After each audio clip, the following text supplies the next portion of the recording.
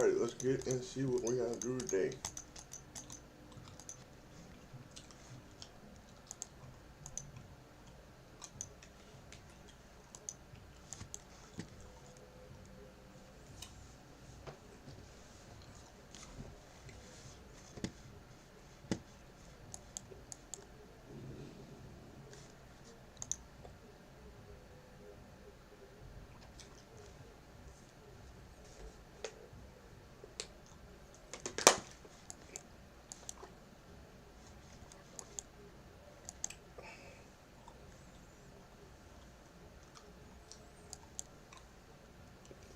How's everybody liking the game so far? Everybody liking it?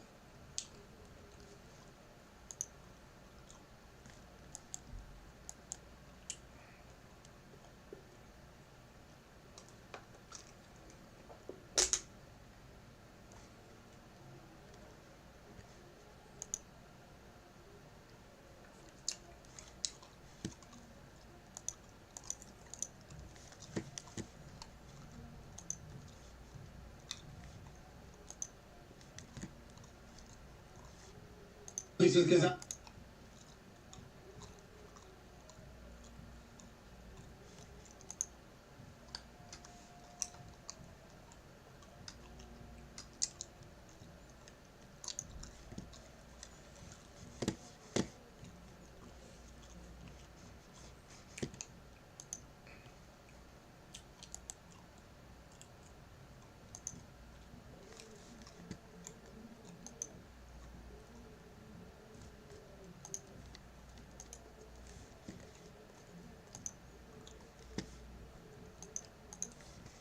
Oh, shit.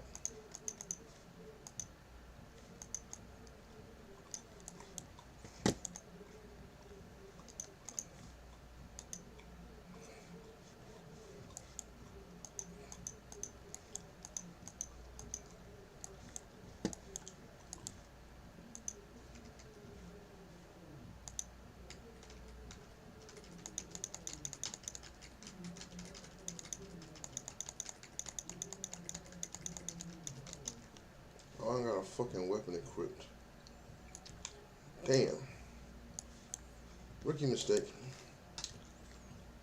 Fuck. What the fuck?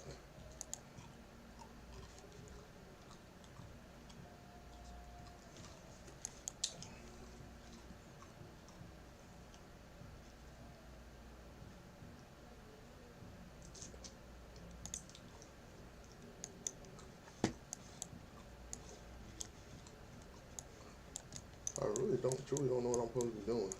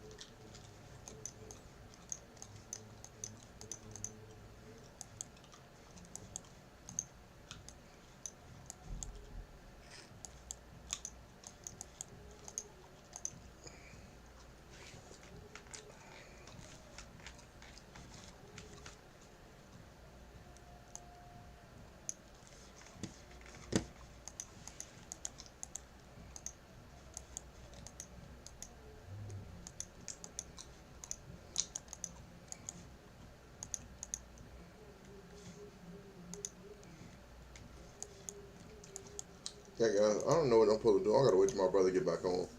I just don't know what I'm supposed to do. Let me find. Let me talk to the Discord.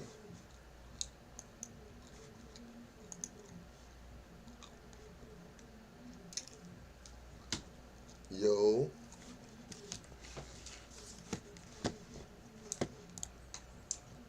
So I'm 56, and I'm like stuck. I don't know what I need to be doing.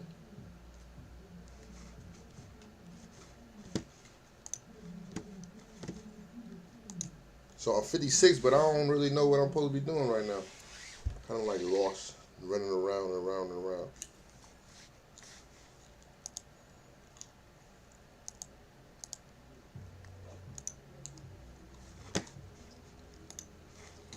I said I'm level 56, and I'm kind of just like lost. I don't really know what I need to be doing. I really can't kill shit with myself.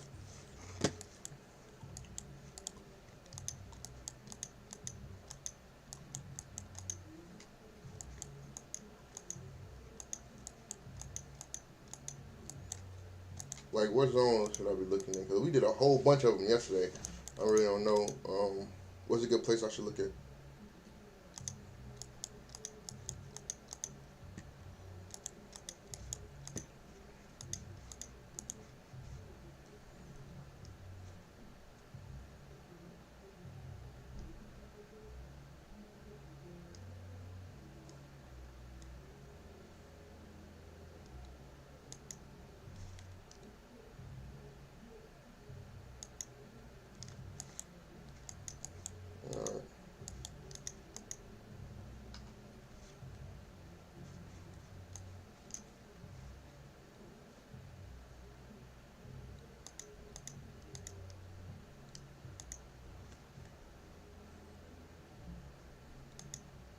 All right.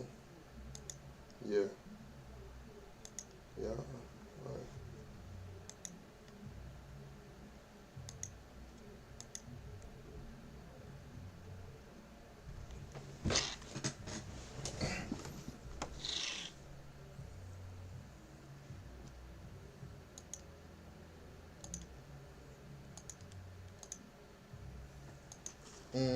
Okay. It make a little bit more sense now.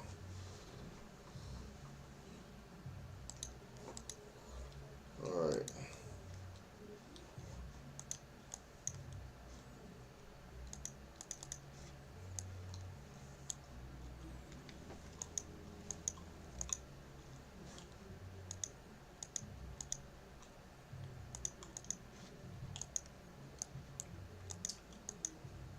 All right.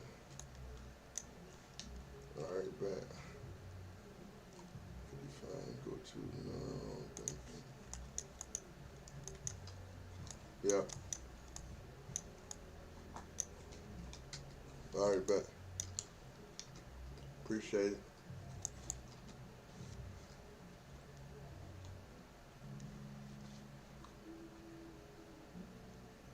All right.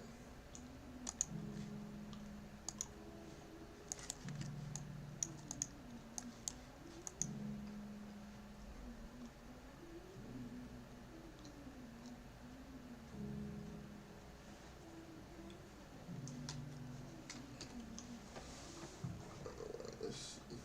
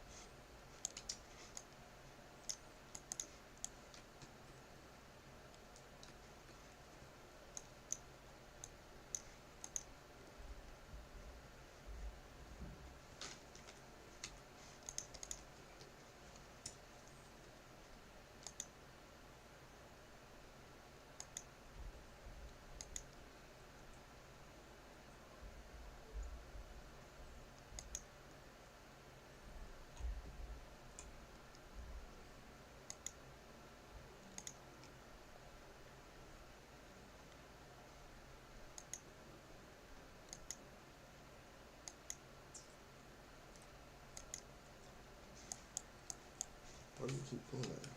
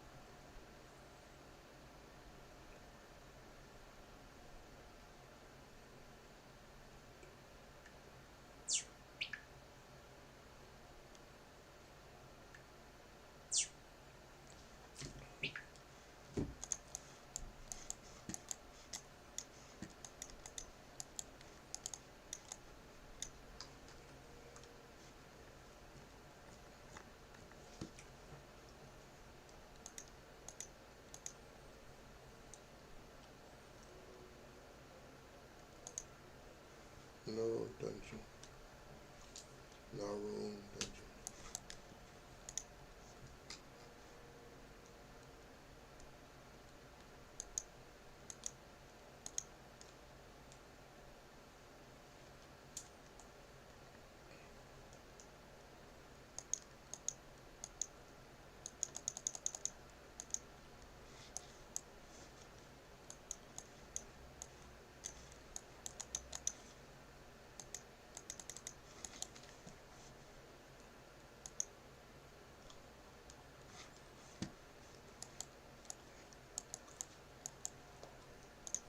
Fuck it, we just gonna walk it out.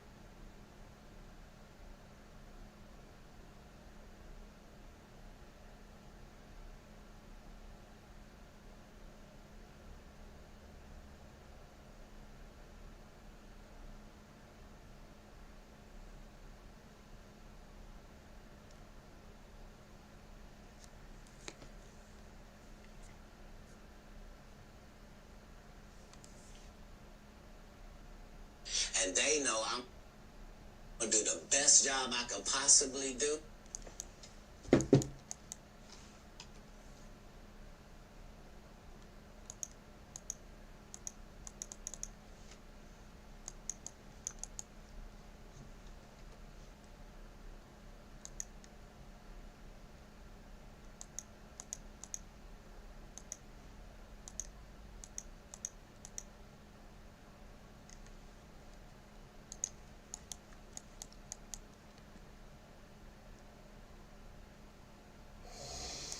I feel like we already did these questions.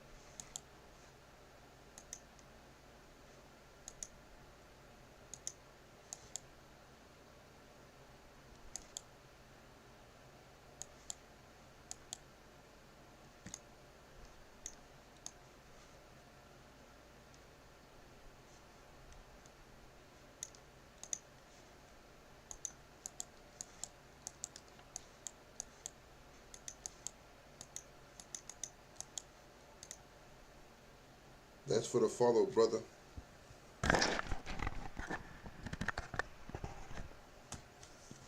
Shit, I'm doing all right. I'm just trying to get.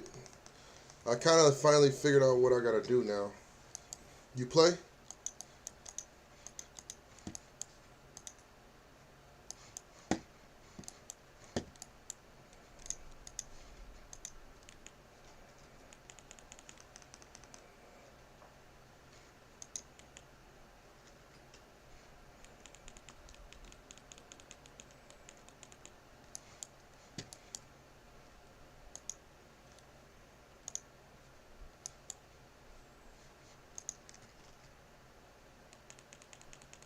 Do you play, Lydia?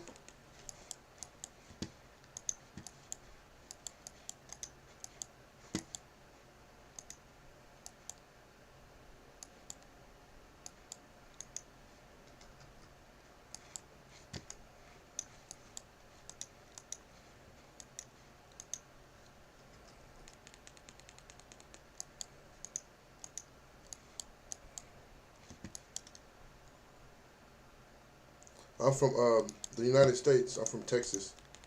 What about you? Where are you from?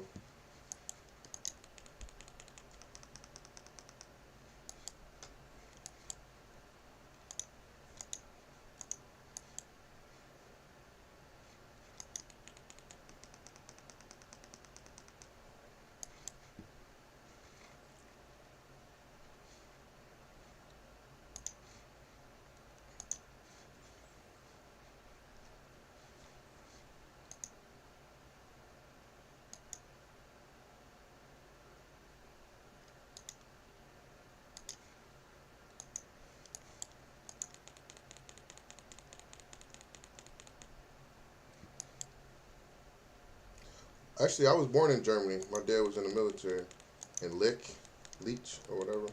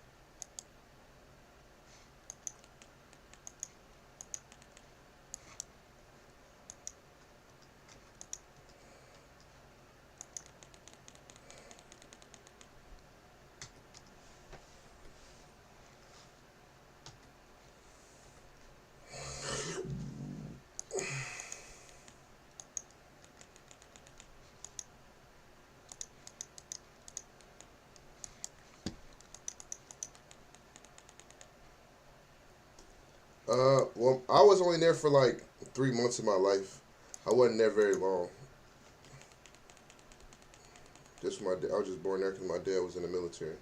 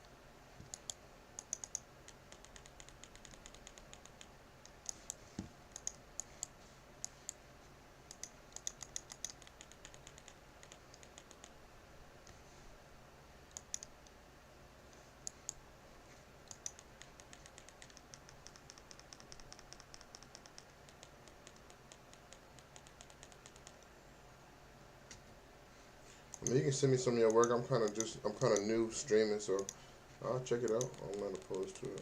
How much do you charge?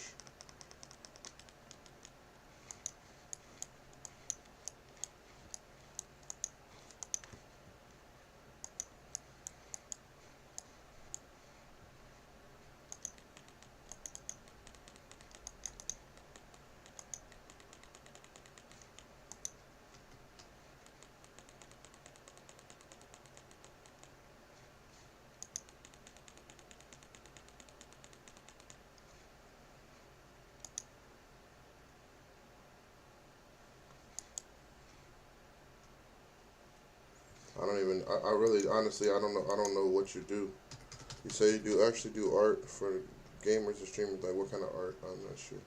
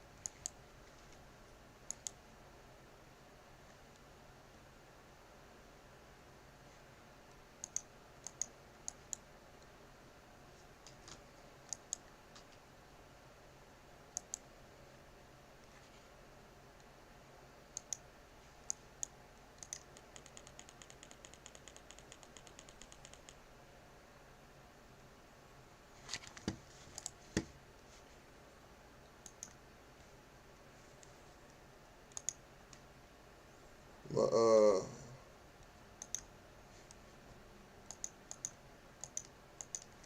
give me 1 second.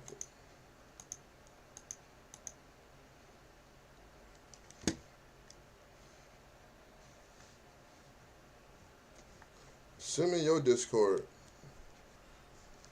I'm trying to figure out.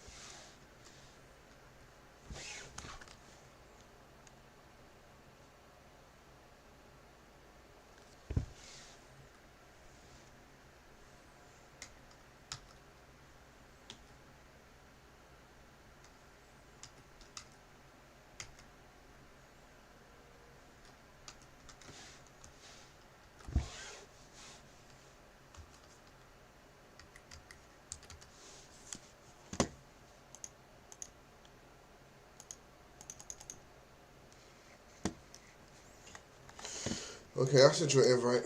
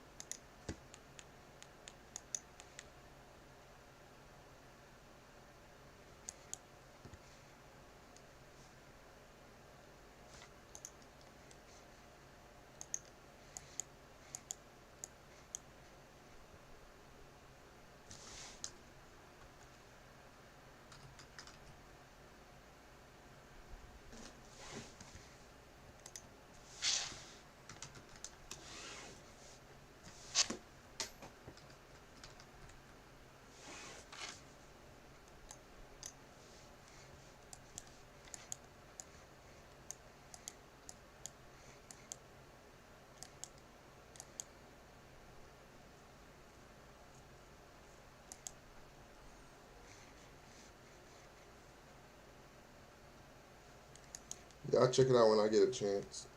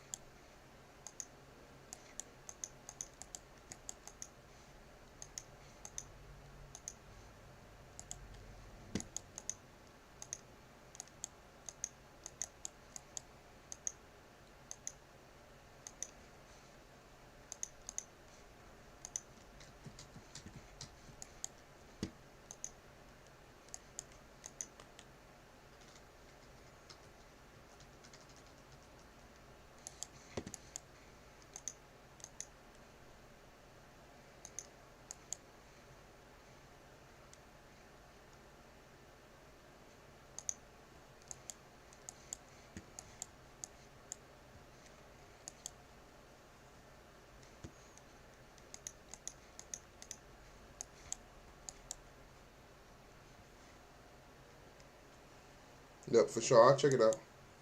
I'll message you back and stuff.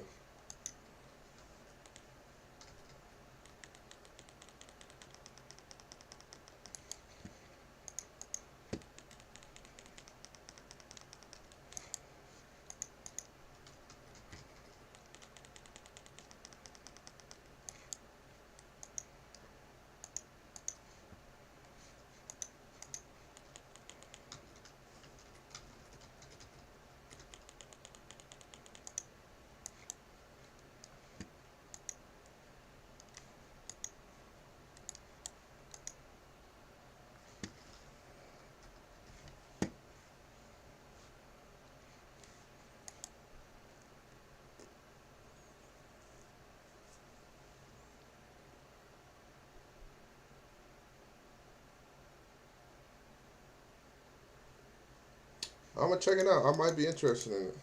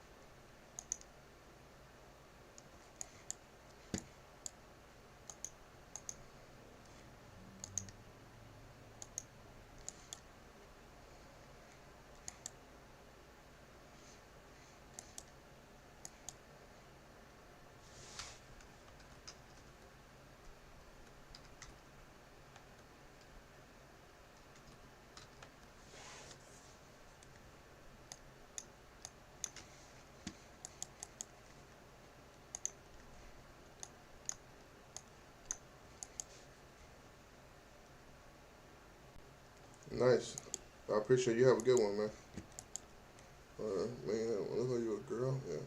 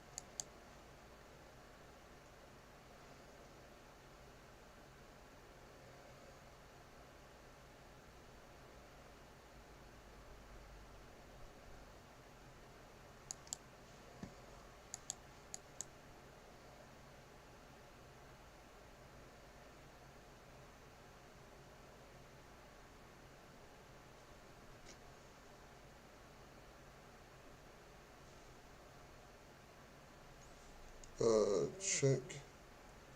Yeah, I'm a chef.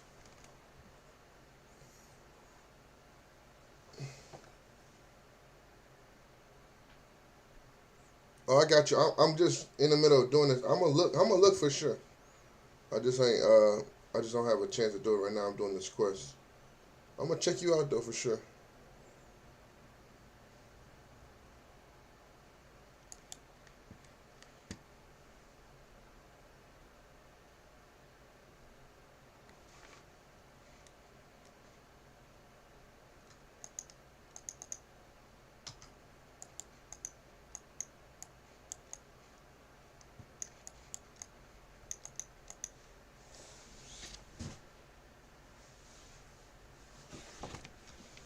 Is that something good that you want to get? Is corn? That's good. That's a good thing to get.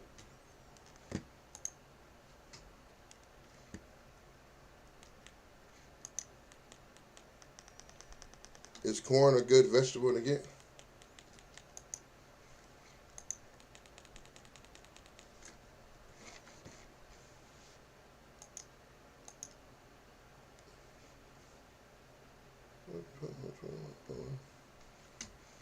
Is corn a good something good to be looking for?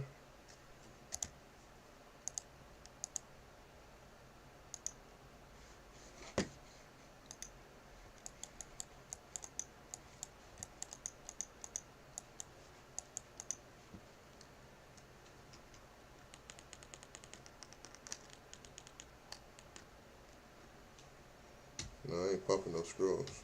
No, I'm not.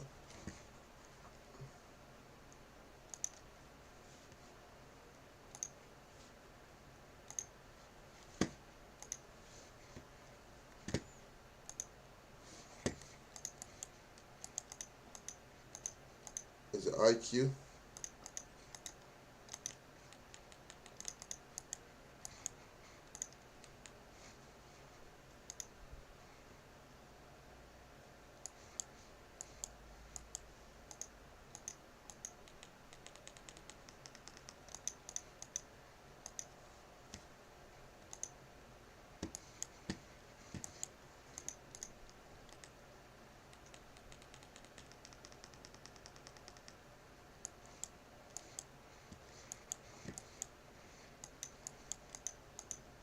What kind of mouse you got? A Corsair mouse? Or Logitech? Oh.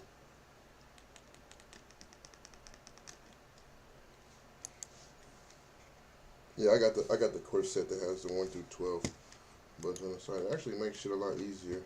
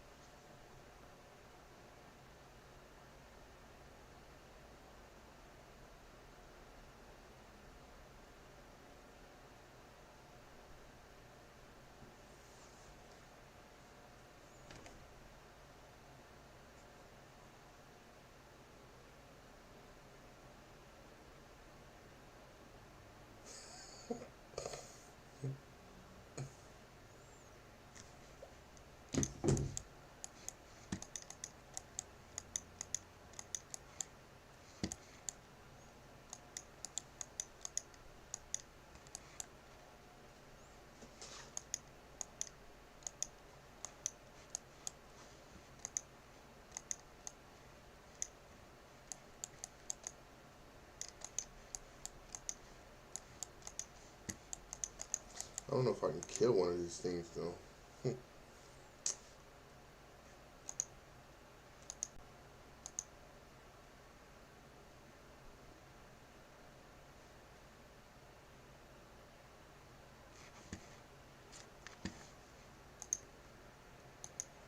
Let me see. I'm trying to see. Fuck.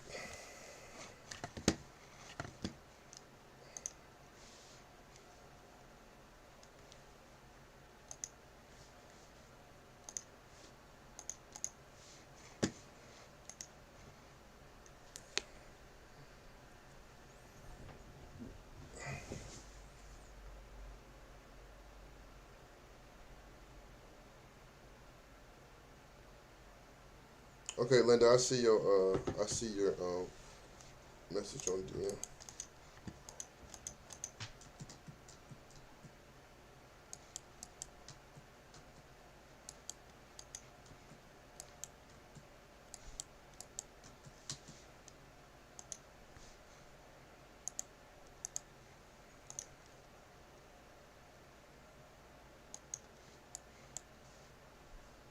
Damn, I can't find a spot to.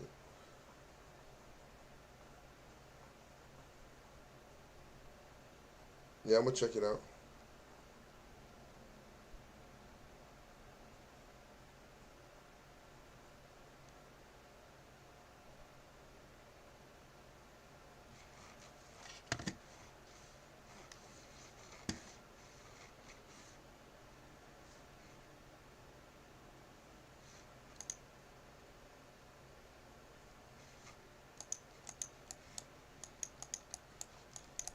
Man, all these spots is taken.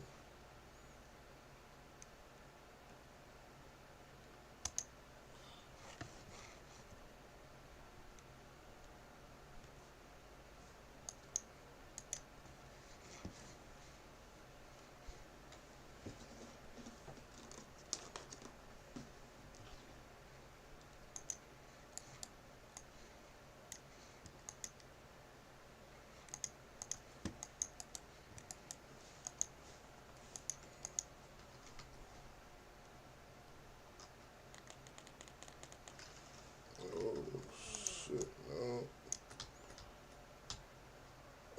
Cannot do that by myself. Nope, can't do that. So,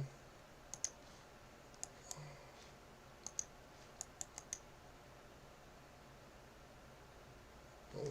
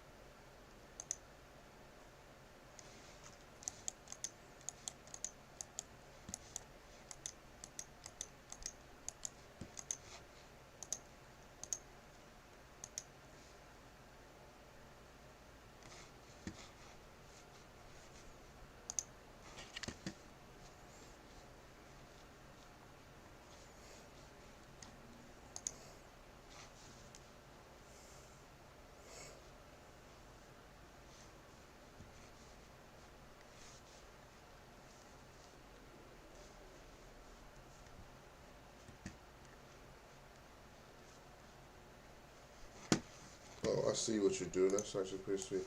I'm trying to take a second and look at it like in depth a little bit more.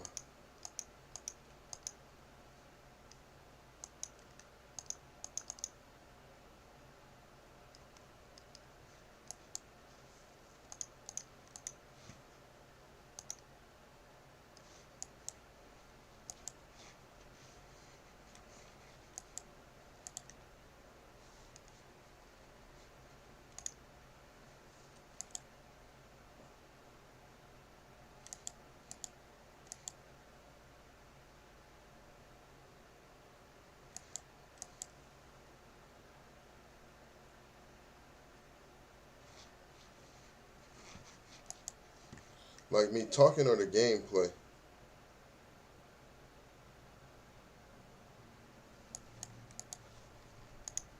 Like the gameplay or just like the or me. This stream is like this.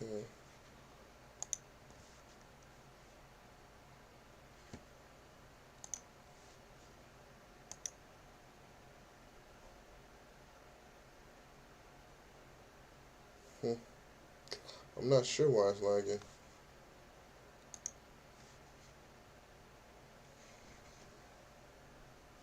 Oh, okay.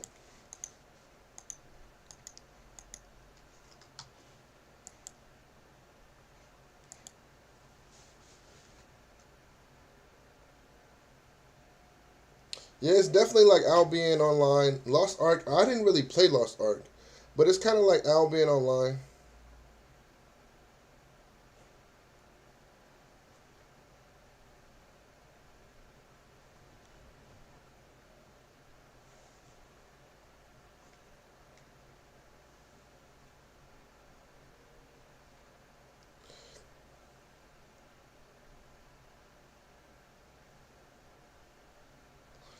Um, Rise Online. It's, I didn't really play WoW. I think it would be more similar to WoW than anything any of the other games because Albion Online has a really like a really in depth like the pet when you breed the pets stuff like that. I think that is really super in depth more so than this game.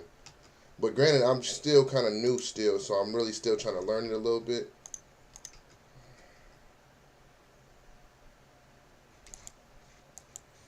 So I'm trying to figure that out.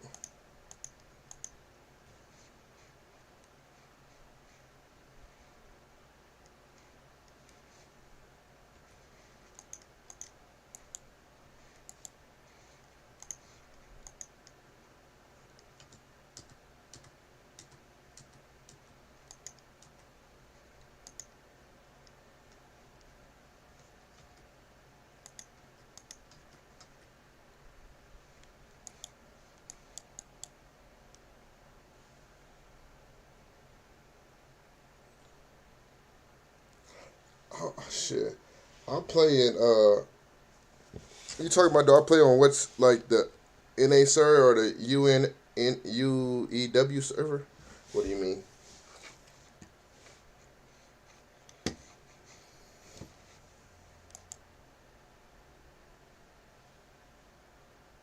Because my brother set all this shit up.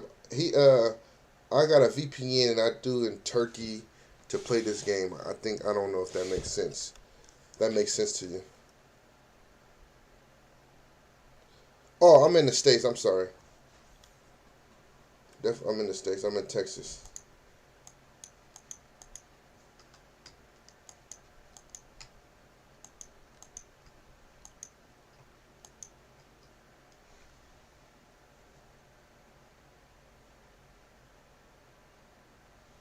Yeah, you should download and check it out. All you gotta do is get a little VPN. The ping is not super bad. I haven't really seen anything. I never been to Europe. I was born in Germany, but I was only there for a couple months when I was born. My dad was in the military, so I haven't really been. I recently got my passport, so that definitely traveling is on my to do list. Have you ever been to the U.S.?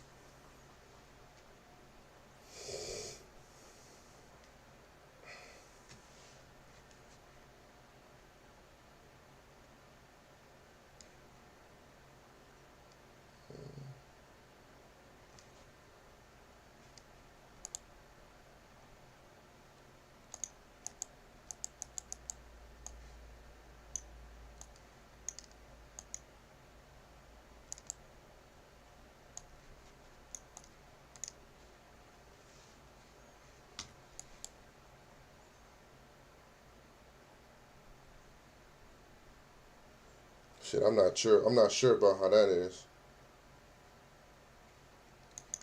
I think there's a passport, right? I'm not sure. I think all you need is a passport, to be honest.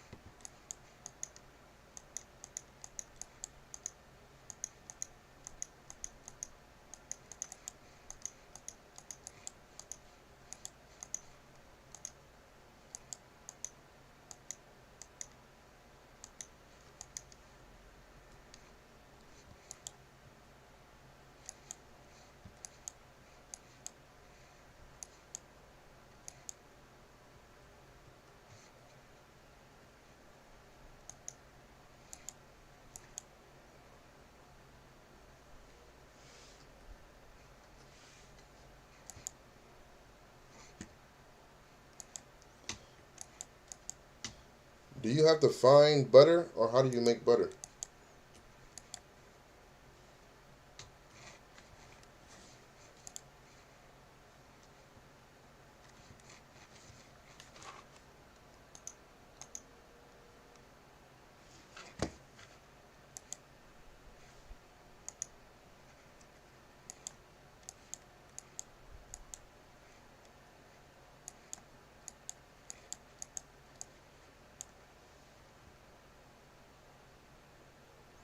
It's in the game. I'm trying to figure out because in the game, I got I got corn, but the guys in the guild that I play with, they were talking about butter and corn.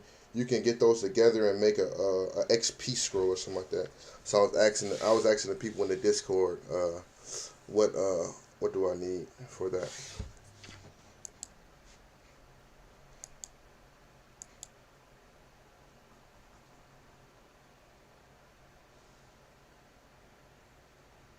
Yeah, the crafting in this is I think is one of the more high tech. Have you ever played Arcade?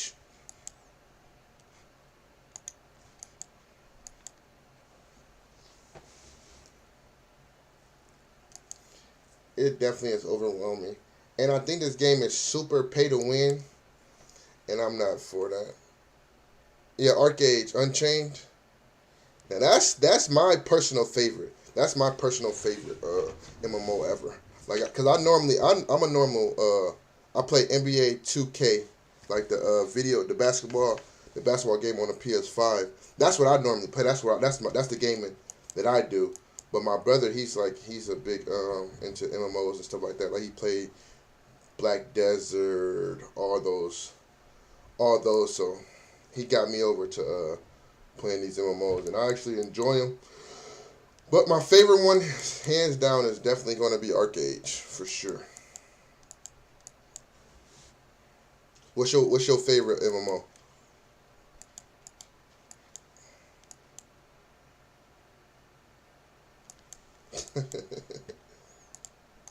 uh, yeah, yeah. I played basketball when I was younger. Man, everybody have all these freaking mods right here. I played basketball.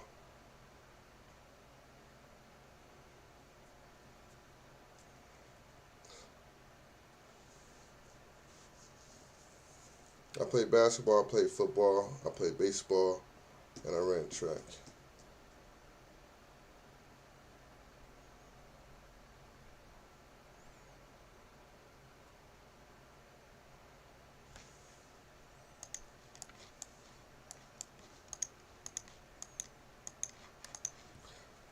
It definitely is hard.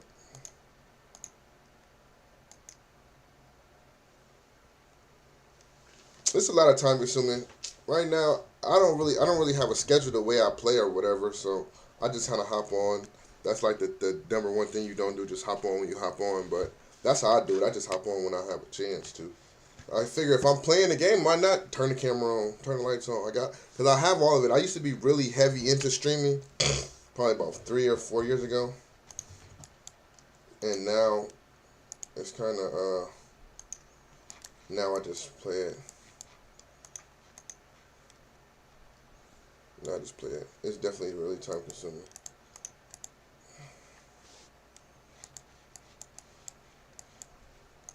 So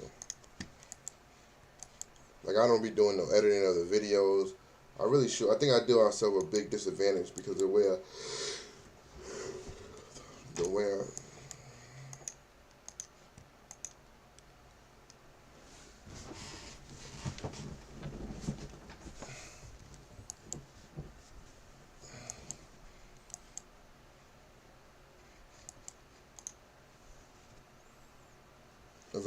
Valorant is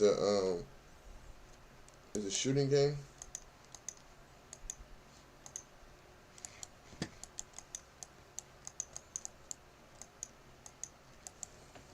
Mm.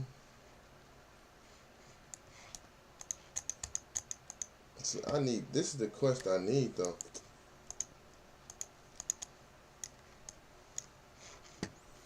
Thanks, Josh, for the follow.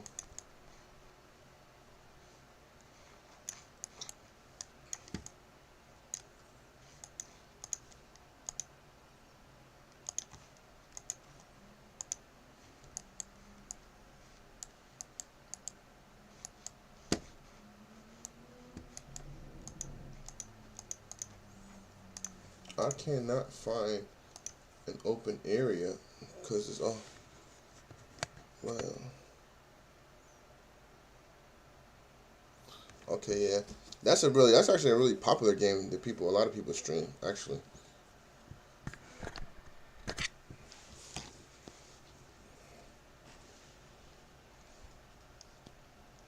I'm trying to get to level 60 before my brother get back, so I can be like, yeah, look, I'm here.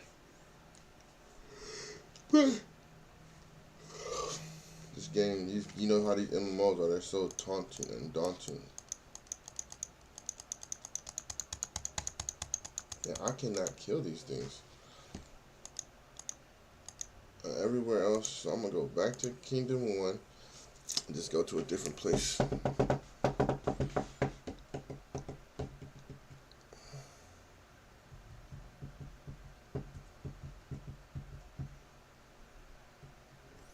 It is 1:25 in Texas right now.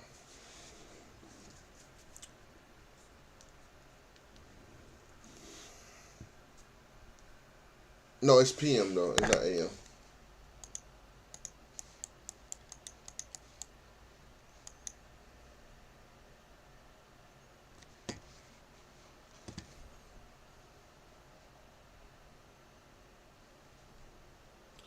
It's really disability most toxic.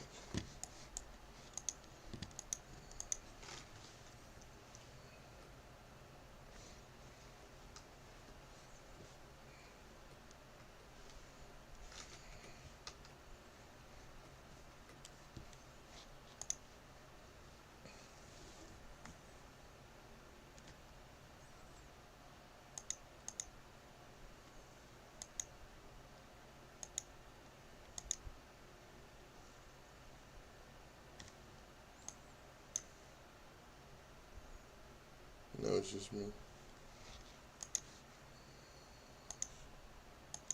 Trying to find the gut quest that I need to do.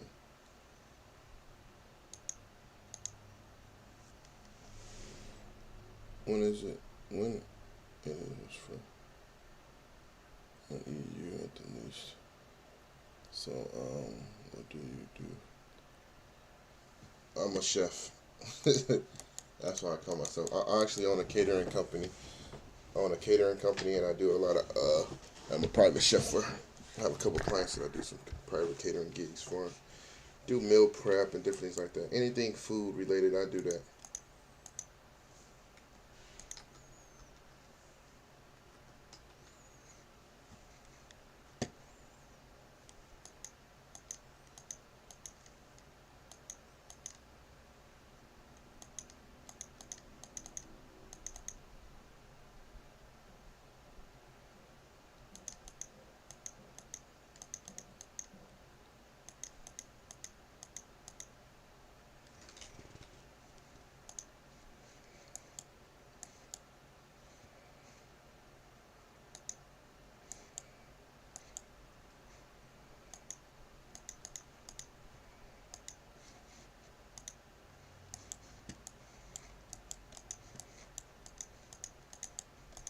That's what they're doing.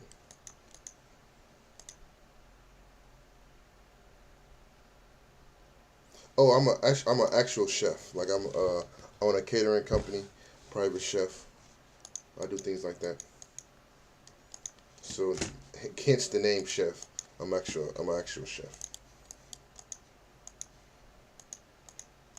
I don't need none of this stuff. I need this stuff.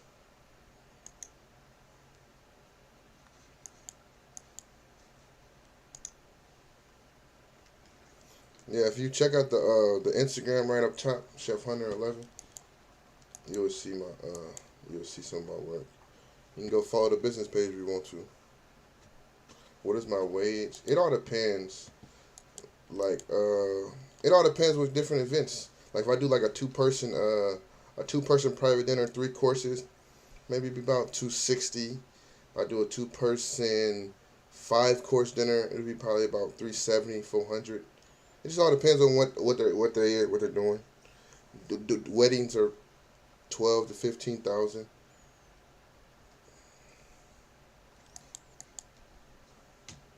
Y'all doing the harpies right now?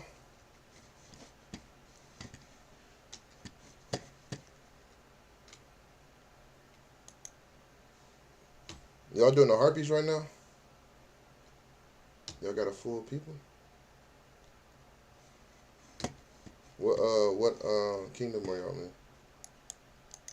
4. All right, I'm about to come over there. 57. Oh, you gotta be 59. Cause I mean I have the quest for the harpies on my thing right now. I have. Oh, I don't know. Okay. Okay. Oh, sure. All right, let me see. See. Y'all said y'all in Kingdom 4.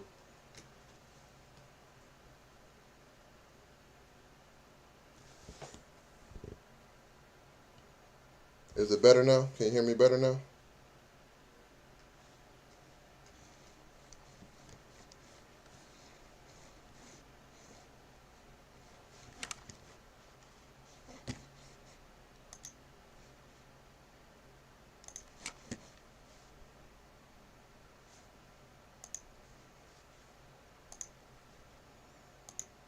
It gets a lot. When you be trying to juggle talking to y'all and talking to the stream, it gets a little get a little crazy. You have your own company and you just serve on events, correct?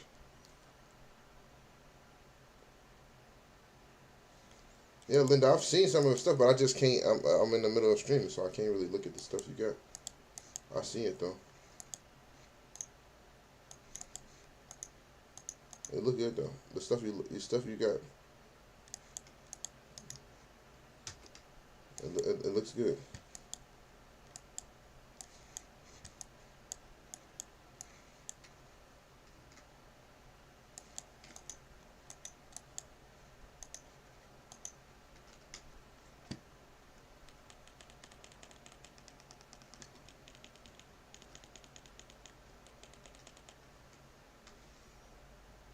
Oh, for sure.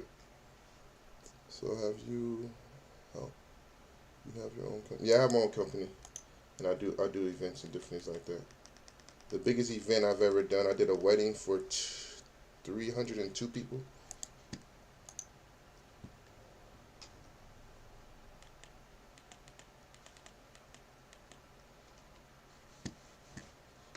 Oh, my bad, my bad, my bad. No, I was talking to the stream. My fault. I go to push to talk. My fault.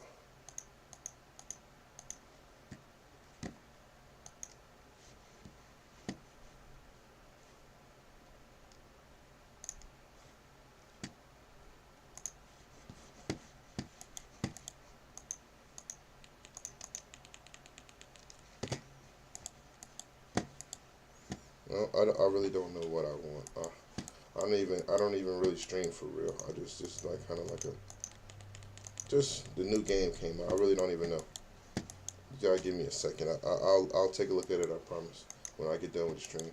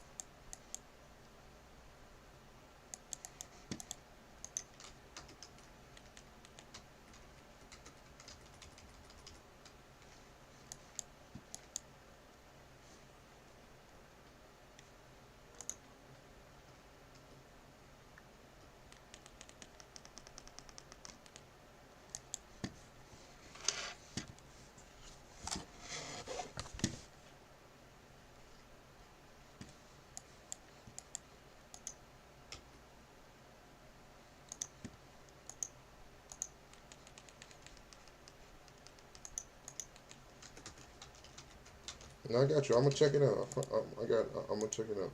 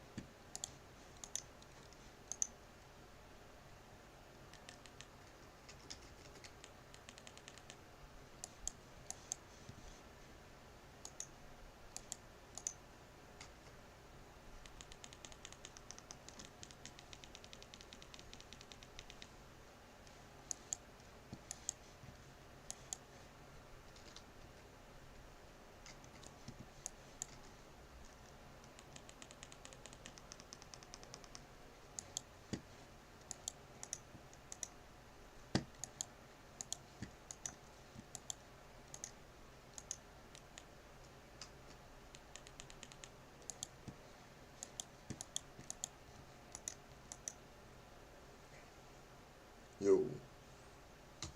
Well,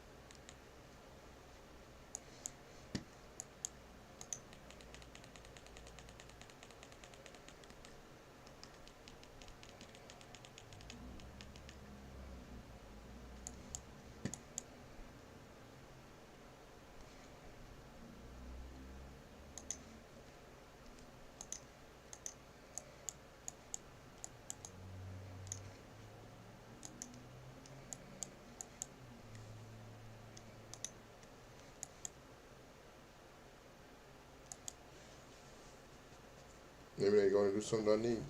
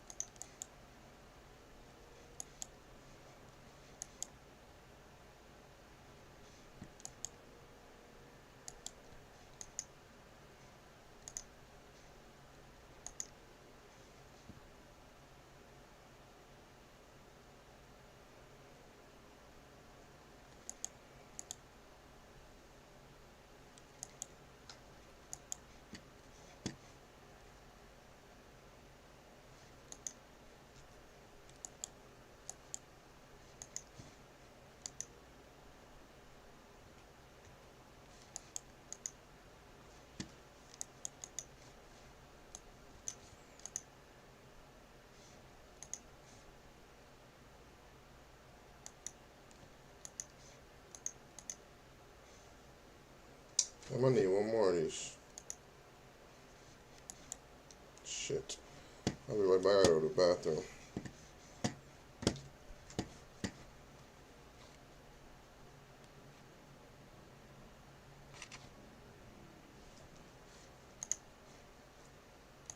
I gotta be right back. I gotta go to the bathroom real quick, y'all.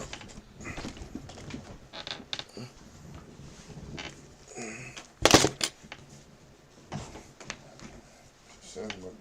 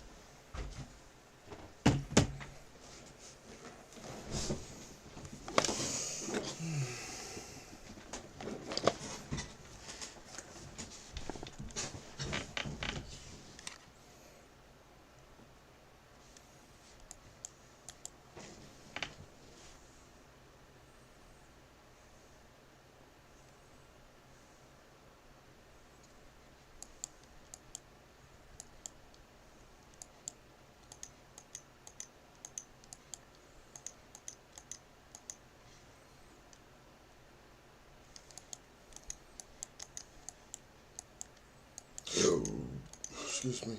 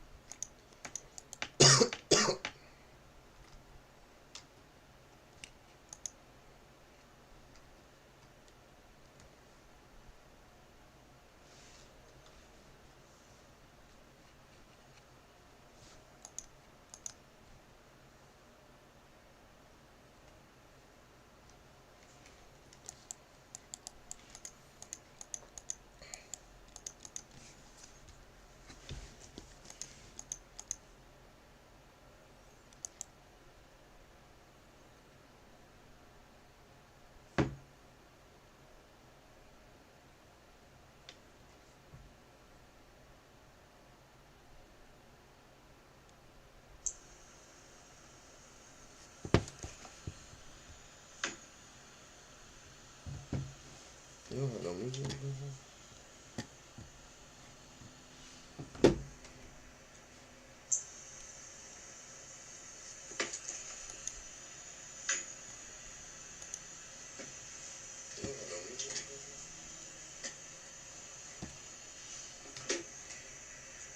kind of loud. Then I hear my fucking fan.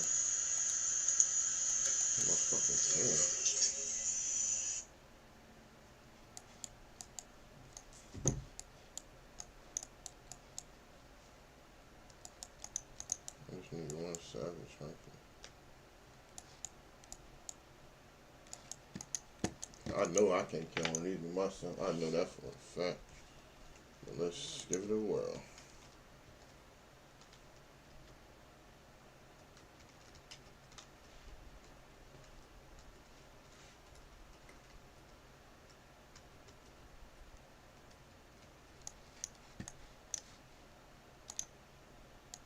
No, I can't do that.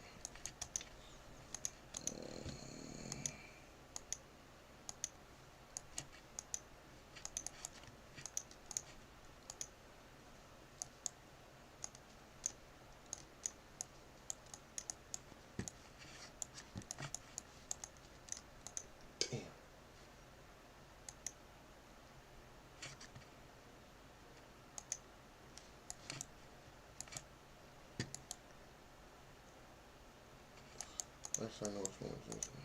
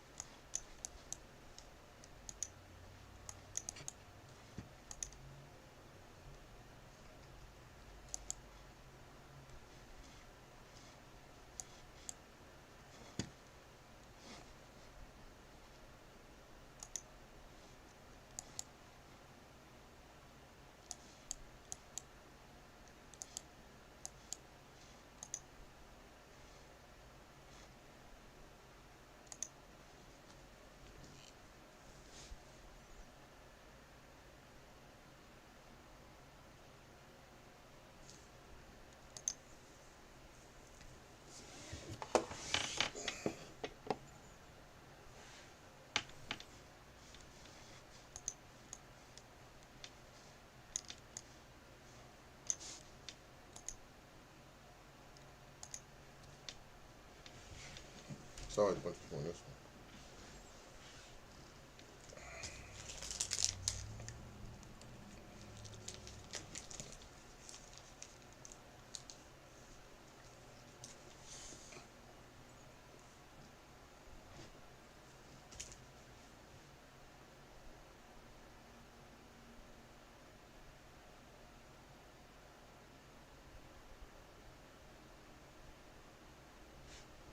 He hits his mark center stage and is crushed by a baby grand piano. You're replacing me? Customize and save with Liberty Bit. He doesn't even have a mustache. Only pay for what you need. Liberty, liberty, liberty, liberty. A career in cybersecurity is definitely possible. When I came here to ECPI, they pretty much built the roadmap for me. Even if you don't have the background in computers, they made it so simple. All the hands-on labs that we were doing, all the virtual machines we touched, all the network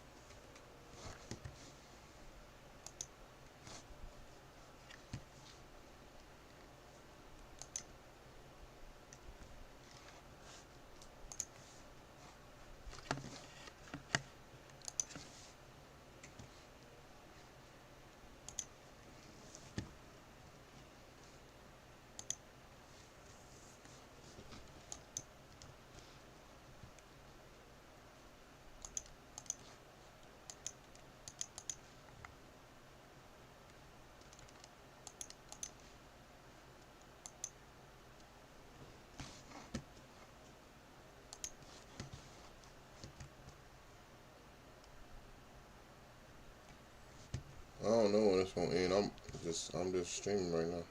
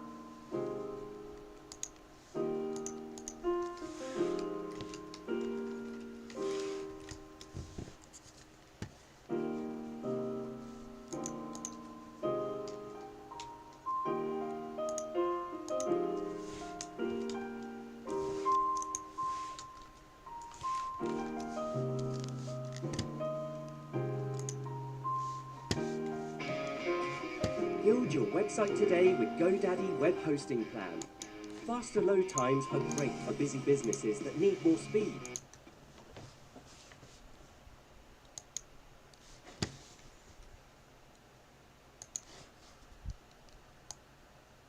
Hey, what up, y'all? It's DJ Envy. It's the NFL playoffs. Teams are entering the home stretch. Gold and glory is in sight. And I've teamed up with DraftKings, an official partner of the NFL. And right now, they have an offer. You want to know the offer? You don't want to miss it. All customers can get no sweat bet. Get a bonus bet back if your same game parlay or same game parlay X bet doesn't hit. Max reward limits apply. Download the DraftKings Sportsbook app now and sign up by using promo code TBC. Which stands for the Breakfast Club. That's TBC. And if you're a new customer, you bet $5, you get $200 in bonus bets instantly. How dope was that? Wondering what you can do with that $200 on bonus bets? Combine multiple bets together for a shot at even a bigger payout. If sports betting is not yet available in your state, you can still join in on all the fun with DraftKings Daily Fantasy Sports. Download the DraftKings Sportsbook app now. All new customers can use my promo code TBC. Only at DraftKings Sportsbook, the crown is yours.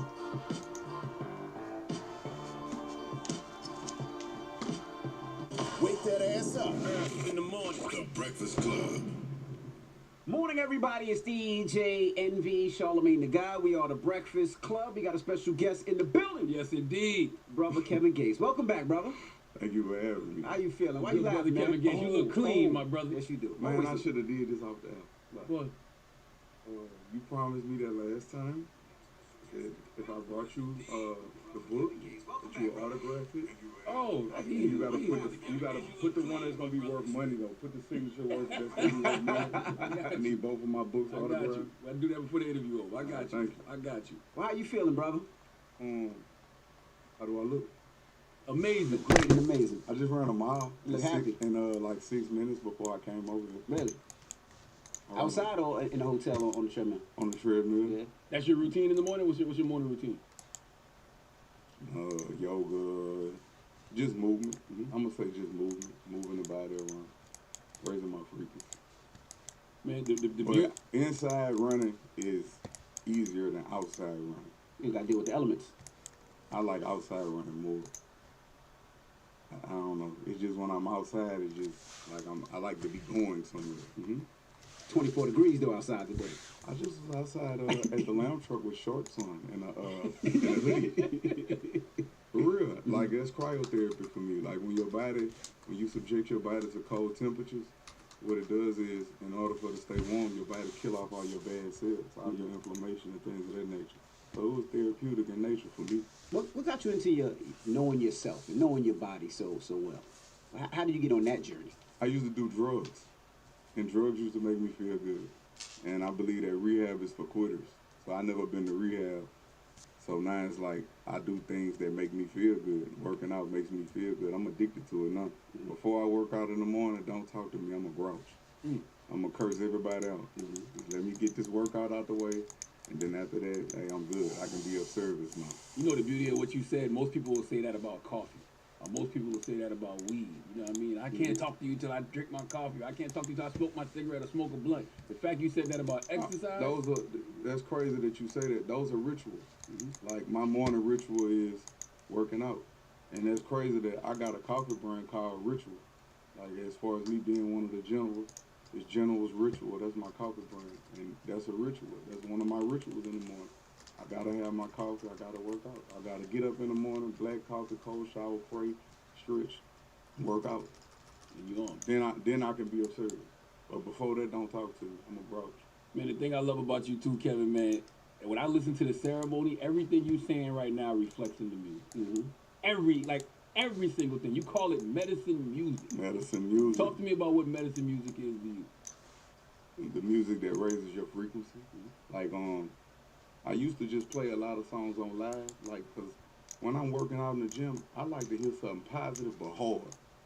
So I got this one song on there called The Ceremony, where I'm talking to myself, and I'm like, purpose driven, I'm developing riches. You pleasure driven, you develop addiction. Elevated and ranking, my dick is not friendly. I would not be distracted by women, like, and the reason I said that is because every time you on your purpose, that's when all the distractions come. When I'm trying to call and see people, don't nobody got time for it. Like, soon as it's payday, everybody call you. They know they just, like, they got a magic finger or a blinker or something that let them know that you just got some money or your energy up. That's when all the distractions come when you doing what you're supposed to be doing. I want you to expound on that, because that was one of the lines I love from Ceremony when you said you was purpose-driven over being pleasure-driven. I think we in an era right now where everybody's pleasure-driven, man. Nobody got when you pleasure-driven, you develop addictions. And what I mean by that is any feeling gonna get old to you. So you're gonna constantly be chasing a greater feeling. That's why people become addicted to drugs or whatever they become addicted to. I done became addicted to things that raise my frequency, such as Thanks for the follow-up, brother. Things of that nature. So that's what I mean by if you purpose. Do you play? By chance, do you play? Like I say on one of my Rise Online, or did you play Night Online back when it was Night Online? Now you also say earlier you said rehab was for quitters. So yeah, that's for quitters. My question is, so how did you get over the drug addiction you said you had and some of those negative addictions? Hey, you know something? If you go back to one of the old interviews on here, I was in here drinking lean in a coffee cup. Really? Yeah. I had a coffee cup with a lid on it. I was drinking syrup in the interview. Wow. I was a junkie. I had to have it, or my body would ache if I didn't. Hey, what's going on, LV Peters? Yeah, of course. Do you play Rise? Yeah, so I replaced that habit with another habit. I didn't just go cold turkey. I had to replace my unhealthy habits with healthy habits. And as I kept going and going and going, you know, I started getting into body hacks like, if you take this, it'll give you more energy. If you take that, it'll make you focus better. Like saffron, it'll make you focus. It's just like Adderall. If you take sea moss and she legit and all that, so I just started getting into all that. If you drink beet juice, it'll take all the soreness out of your muscles because it's high in nitrous oxide. So I just got to looking at body hacks like what could make me perform better so I can get an even greater feeling. And it's a never-ending journey. It don't stop. What was the test? Was it a near scare? Was it a friend of yours? That's good. I'm doing good. I can't Like, what was the complain. I'm reason? You just like, no, today's the day I'm gonna change. enjoying the day off. Working out. playing And the it was game. beautiful. I was embarrassed in this Can't getting in shape can't because complain when I was about fat that. and I had titties, when I would walk in the room, I would look for the flaws in everybody in the room, and I would expound on those flaws, so no one would pay attention to me. You're projecting. I was projecting, so no one would pay attention to me. But when I had my shirt off at the video shoot, I'm like, yeah, I'm trap house sexy, I'm on the block sexy. That was a facade. I'm holding the baby trying to suck my titty. Everybody looking, they laughing, but it's one of them laughs like, you don't want me to see you laughing. So they like, and then I see the baby leaning. That's the most embarrassing shit in the world. When you holding a child, and the child innocent, he don't know no better. He leaning the baby, really trying to suck your titty. I hear, man, take this baby. And everybody fell out laughing at me. And I felt like the worst in the world. I was like, so it was anger, it was embarrassment, it was everything. And I couldn't be mad at everybody because shit, the baby. Are you still not an affiliate? No, I'm not an affiliate yet. yet. I'm trying to work towards a little something, but you know, it's a grind. Definitely a grind. Playing this game, it's been giving me a lot of on Instagram, and I said that a lot of action. Make me lose. A lot of people watching, interacting with the stream, playing Rise Online. So maybe one day. Follow my progress in my journey since 2018. You really worked out. You wasn't like an Ozempic gold medalist. You wasn't doing none of that, right? What that is? Ozempic is the shot that everybody's taking now. It's a No, shot. sir. Yeah. Though, you know, there's people that take that shot, their head be bigger than their body. You notice that though? Absolutely. Their head be big. It look like you're right. It look like a lollipop. I be like, You're what? right. Their head be bigger than their body. It look like they be disproportionate. Even people that go get surgery, like, not women. I'm just watching a Kevin Gates interview on men that I see that go Breakfast get surgery, Club. they head be bigger than they. You want to see it? Like it's I can put it on the stream. Give me one. Let me see. I can put it up there. I'd rather just be disciplined because if I cheat my way, cheaters never win. I'm gonna hold myself accountable. Like I just come off a 7-day fast right before my listening party. I ain't eating nothing for 7 days. No food at all? No food at all. So just a liquid or? Just liquid. I've been longer than that though, but I just needed clarity. And whenever things get too clouded for me, I just don't eat nothing. Wow. When you say rehab is for quitters, are you're not quitters. discouraging rehab, are you? For me? Because some people's mind isn't strong enough to just quit things cold turkey. Some people need to go to rehab and have other people there to hold them responsible, hold them accountable. Quitters. That's the point. You want to quit the drugs. No, I'm gonna replace unhealthy habits with healthy habits. I see what you're saying. Cause once I started working out, that lean started tasting like drugs to me. Once I started sweating out and detoxing my body, when I drink, I'd be like, it tastes like drugs. And me wanting better for myself made me not want to fuck with it. I'm not about to sit around for you to come pat me on my ass and all that and tell me it's gonna be okay, Kevin, little Kevin, and that's not what the world gonna do, Kevin. So I can't talk about what nobody else going through. I gotta hold myself accountable. Rehab is for quitters. I can't get up there and say, now some people gonna say, that's fucked up. He said it. No, I take self accountability. It may sound harsh, but I'm gonna beat myself up so the world can't beat me up. Because the world is a cruel place. It can be a beautiful place if you allow it to be. Once your perspective changes, that's when miracles happen. But I don't need nobody. I don't need to go sit in front of nobody and tell me, yeah, the first key is admitting you have a problem. I told myself I got a problem. I talked to myself. Why are I'm you in not tune with using the myself. creatives? I'm calling twice as big in the meeting. Yeah, I really ain't really been back streaming. I've been a lot of people been hopping on here saying that. I mean, how much does it cost? I don't know. I talk to myself. People may say I'm crazy, but I'm winning. That's how I process things, is talking to myself. on the song "Broken Men," you talk. Oh my God, I can't believe you. I love "Broken Men," man. Oh my God. I think that this probably your best album to me. But on "Broken Men," you talk about a person who told you things would fall apart if y'all split. That's a true story. That's a true story. I had somebody tell me that if we wasn't together, that everything would fall apart. You know, this is some old, but they told me that, and I was like, and that affected me. I never said nothing about it, but that was kind of part of my drive. Like, I'm gonna show you, I'm gonna hustle so hard, you're gonna have to see me, and if you don't see me, you're gonna have to hear about me, and that was part of my motivation. And in doing all of those things, like kind of like the Great Gatsby, he did all of, if you've never seen the movie, he did all I got these Discord. things, these great feats. Drop only to your show Discord and I somebody can else his work.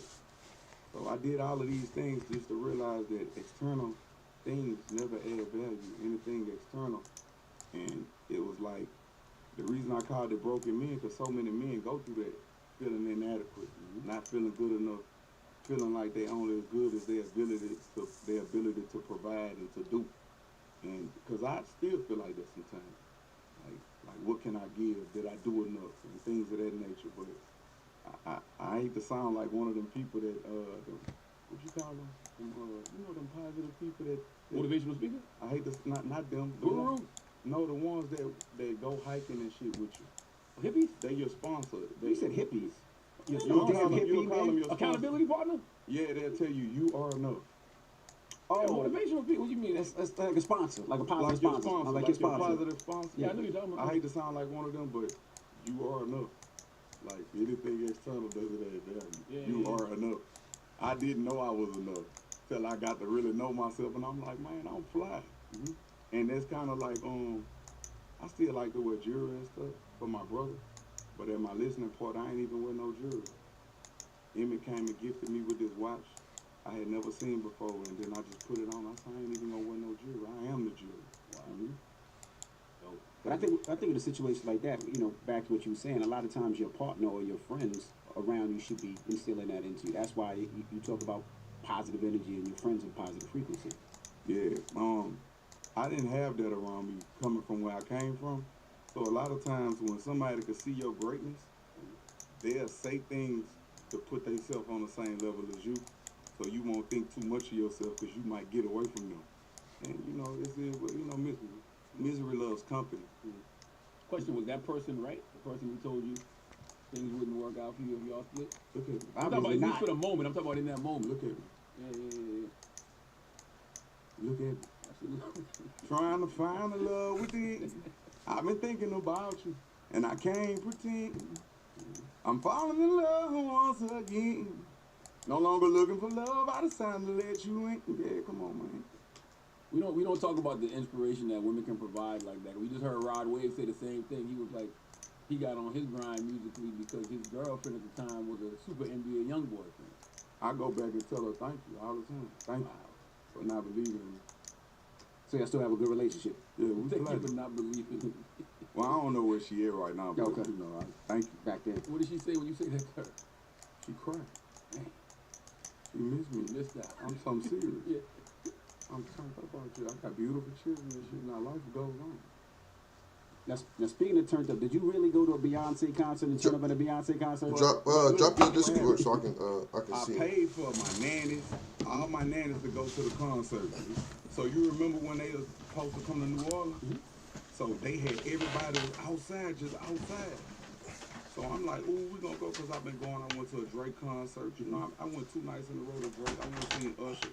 You know, I'm just on that thing, like just studying all of the breaks.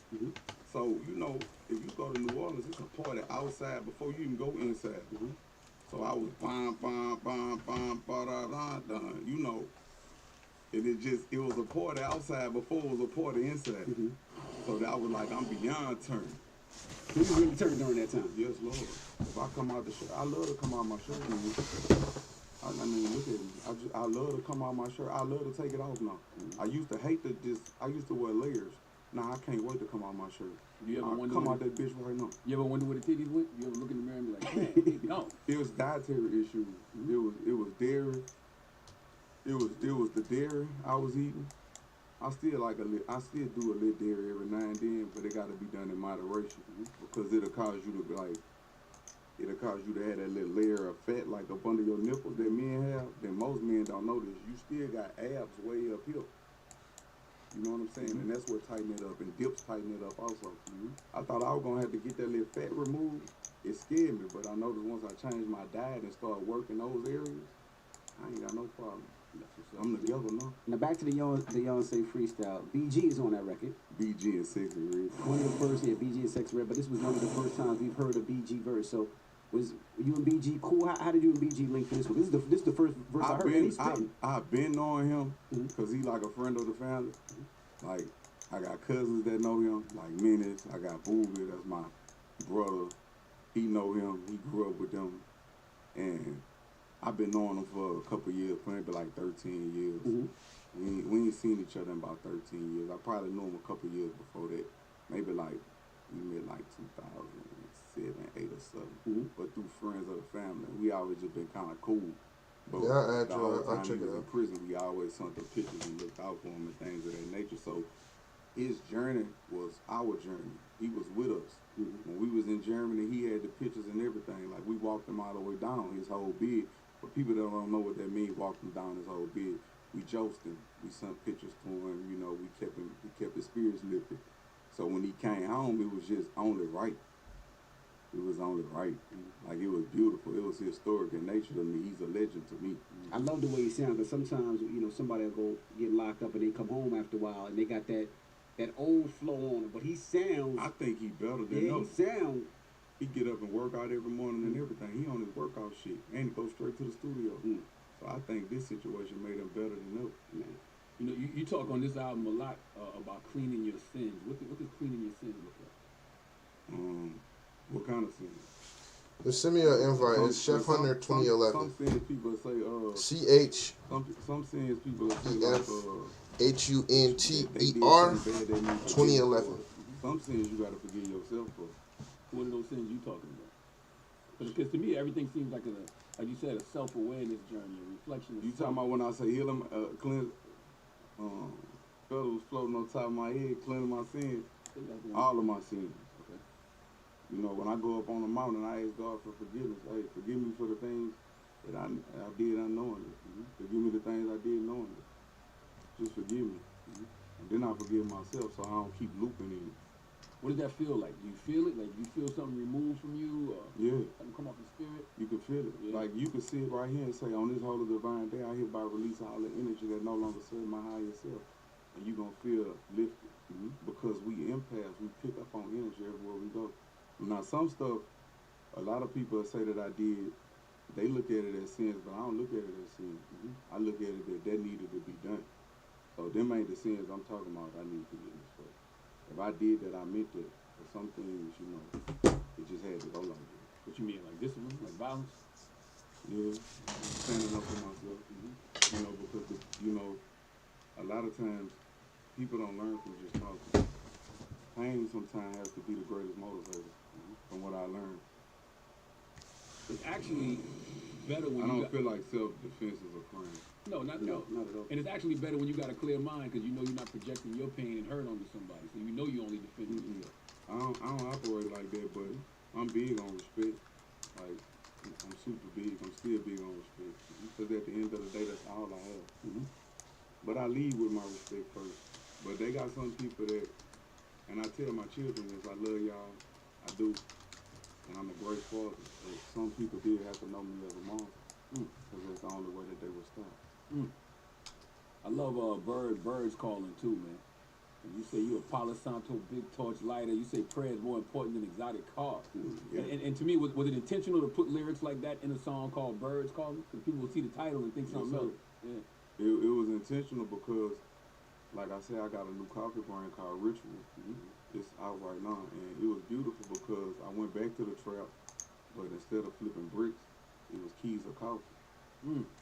And that was the beautiful thing about it. Like, some people say, he's glorifying this, glorifying that. No, I'm not. I'm turning the negative into a positive. I just got the key to the city in Baton Rouge, and I got the key to the city in New Orleans. And I never thought that what I was doing was helping people. Like, but what I'm doing, like helping other people here, it's really me helping myself heal. Mm-hmm. You got 2 songs on the album with the healing title. One is called Healing. The other one is called Mistakes make us Healing You. great. I'm proud of you. I think you're doing amazing. Every song I'm on there talking to myself. Every song I'm talking to myself. I don't think you can heal anybody though, Kev. I can. You think so? Yes, You Lord. said you can heal a woman. Yes. I think a person has to want to go get healing. I heal shit. You, Yes, Lord. But heal you at just touch him like how you start the Yeah. car engine? No, I don't heal. Heal at what point? You know, my touch is healing. Okay. But you know, I heal shit though. You really think you can heal a woman? I don't think I know. Can you? I think you can assist them, show them the direction. Bitch gonna be a new creature when she leave from around me. But you can't start with calling her a bitch. Who? the person you healing. Nah, that's only in private. In public, it's bae and love and all of that. But in private, ooh, bitch, it's a term of endearment. Oh, I think Bitch, you so beautiful. Oh, bitch. Lord. Yes, Lord. Amen. God, thank you. God, bless the hand that prepared this meal. We about to say our grace. but you can't go around just healing everybody. Made me can have a you? flashback. Nah, I don't heal it. Everybody, I had a flashback. everybody don't deserve healing. That's what I'm saying. Okay. Everybody don't deserve healing because they might be healed for a week, then they'll just go back to that same behavior. And I got to put them on dick restriction. On dick restriction. You had to put girls on dick restrictions, guys? Yes, sir. How long? What's the longest you ever did? I do. I start with 90 days. And you tell them that? You're like, Yeah. The Damn. first offense, 90 days. what's the So what's the offense? offense? What's the offense? I don't know. It depends on, code of conduct is big with me, So what's the code of conduct? What See, there you go. What do you have a problem with? We just trying to get some of this Every game. relationship is different. So what's part of? It ain't that, but like I believe that honesty is the best policy. Yeah. Like when I meet you, I'm gonna tell you the truth. I'm gonna tell you how I'm living. This how I'm living. Now, if you accept it or reject it, this how I'm living. Have you ever had girls rejected? Like, I'm not doing no 90-day dick restriction. No, they don't. That 90 they don't go like that. They just end up being like, look, hey, you keep on, I'm gonna put you on dick restriction. So you still go out? You just they get no dick? No, I'm just you gonna like I say, rejection is a beautiful thing. I reward loyalty with loyalty. I reward disloyalty with distance. You think about what you did. You know what I'm saying? If it's not peaceful. I'm not gonna be nowhere that's not peaceful. I'm not gonna be nowhere that's gonna lower my frequency. That's just where I'm at with it. Like I ain't trying to be, I ain't trying to make the blogs for talking like this. But yeah, this how I'm coming. Have you ever been on vagina restriction?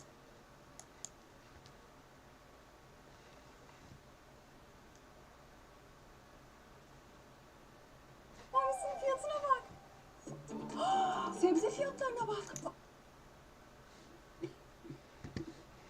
Bye. I can't. I already had it. Like you don't know glitter and lightning bolt shoot out that motherfucker. With all due respect, baby. But what if you make an offense? What if you do something she don't like? Like what? I don't know. You already knew what I was when you met me. You already knew. Like with all due respect, like see, I don't know why I be meeting killers that's scared to tell a woman the truth. Like when you tell a woman the truth, you give her the option.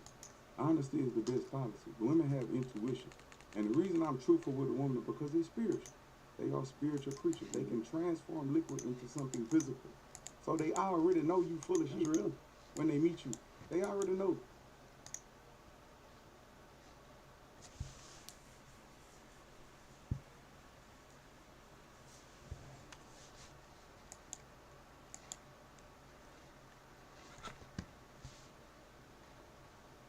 Like, what we gonna do? One of the two, because you know either she gonna leave or she gonna stay. So you gonna help me wash these sins off you, or you gonna help me pack? I mean, they already know. Like, women already know what you've been doing. Like, I don't know why people think they don't. Women psychic.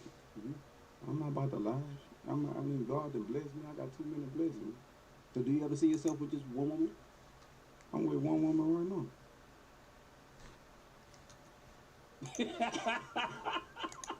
What?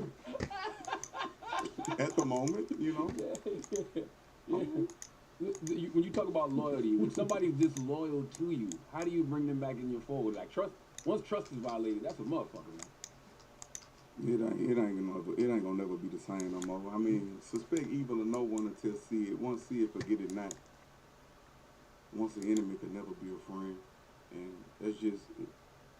I had to cut a lot of baggage. I had to trim a lot of fat. Like the last time we was here, I trimmed a lot of fat since then. Like with just the people around me, I started throwing away all of the wrong relationships for all of the right reasons. And sometimes we be loyal to things that's not loyal to us. But that's just where I'm at with it right now. Were you a forgiving person? Were you somebody that? Yeah, I forgive. Like I told y'all last time, I forgive. I do. But I ain't about to forget. Let's not be naive now, buddy. That's right. That you just do it to me again? No, that's not intelligent.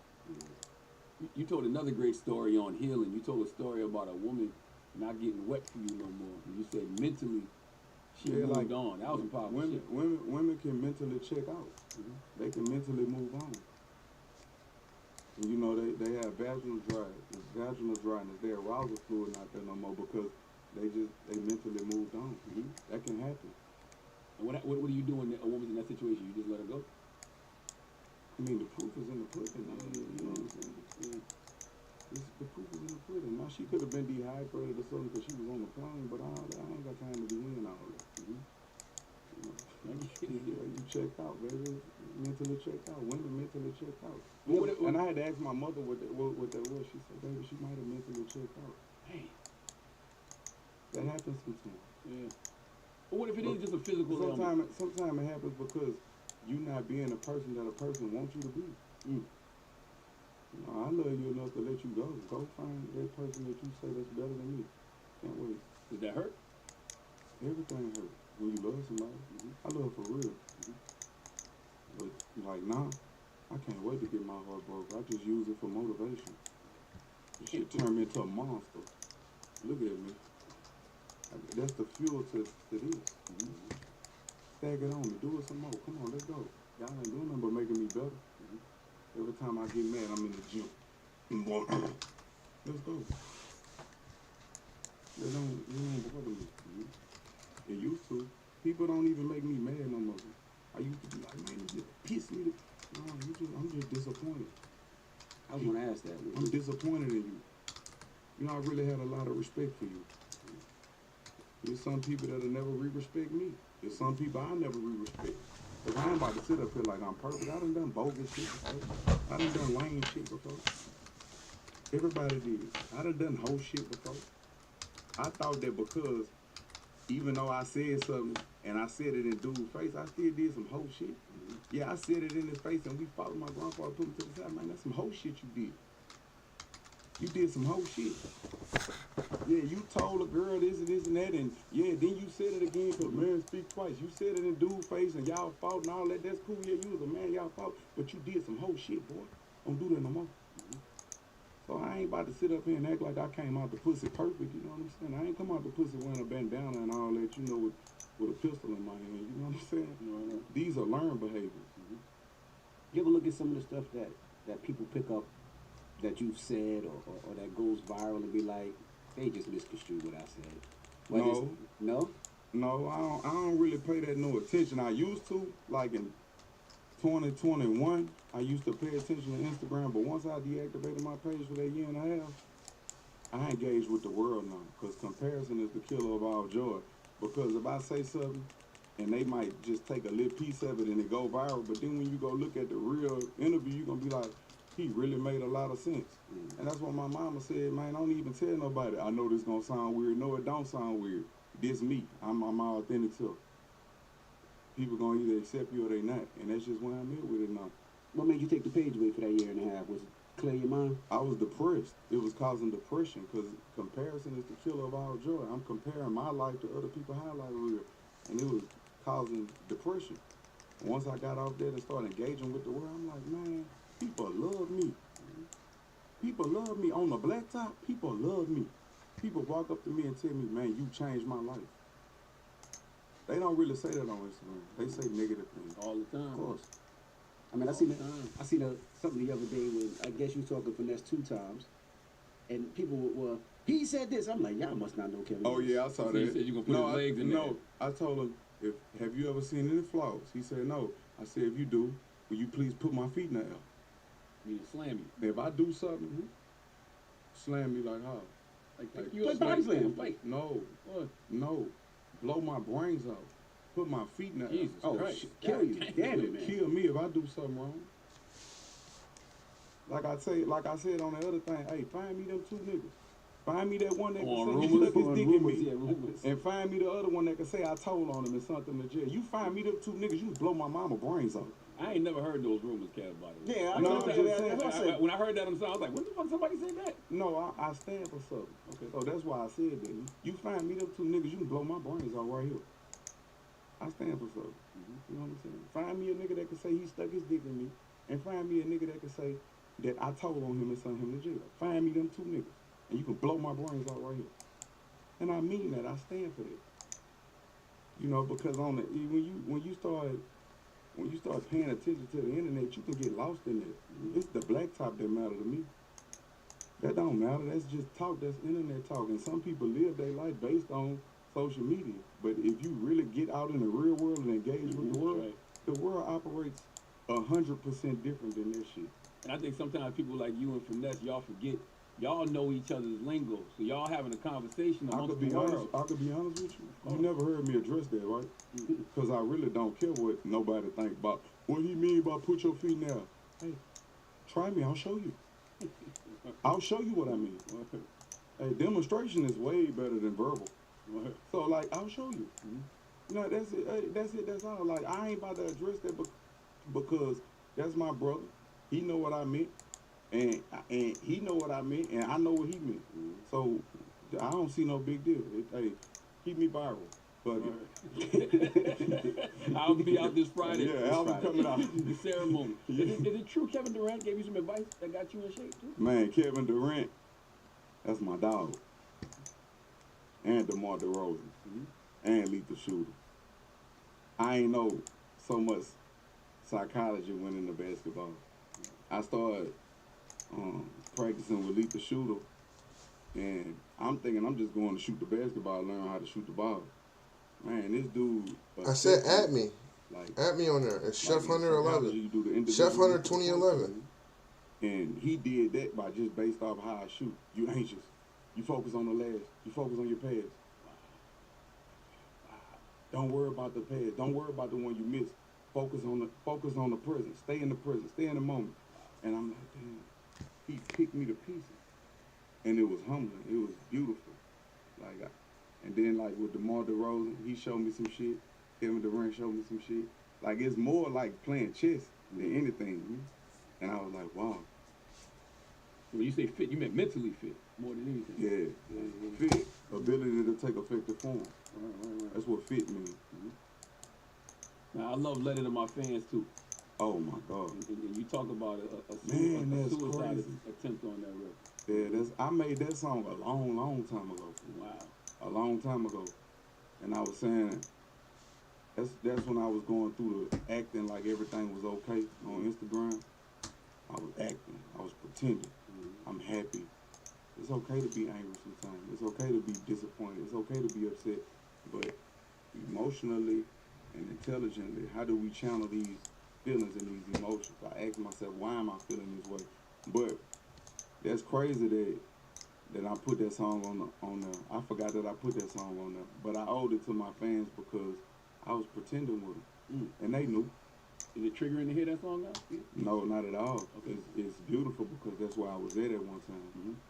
And I always ask, how did you get out of that funk? Because there's a lot of people that listen that are in that funk and don't know how to get out. That And wanna- especially this wanna generation. kill yourself? Yeah, absolutely. You want me to be honest? Absolutely.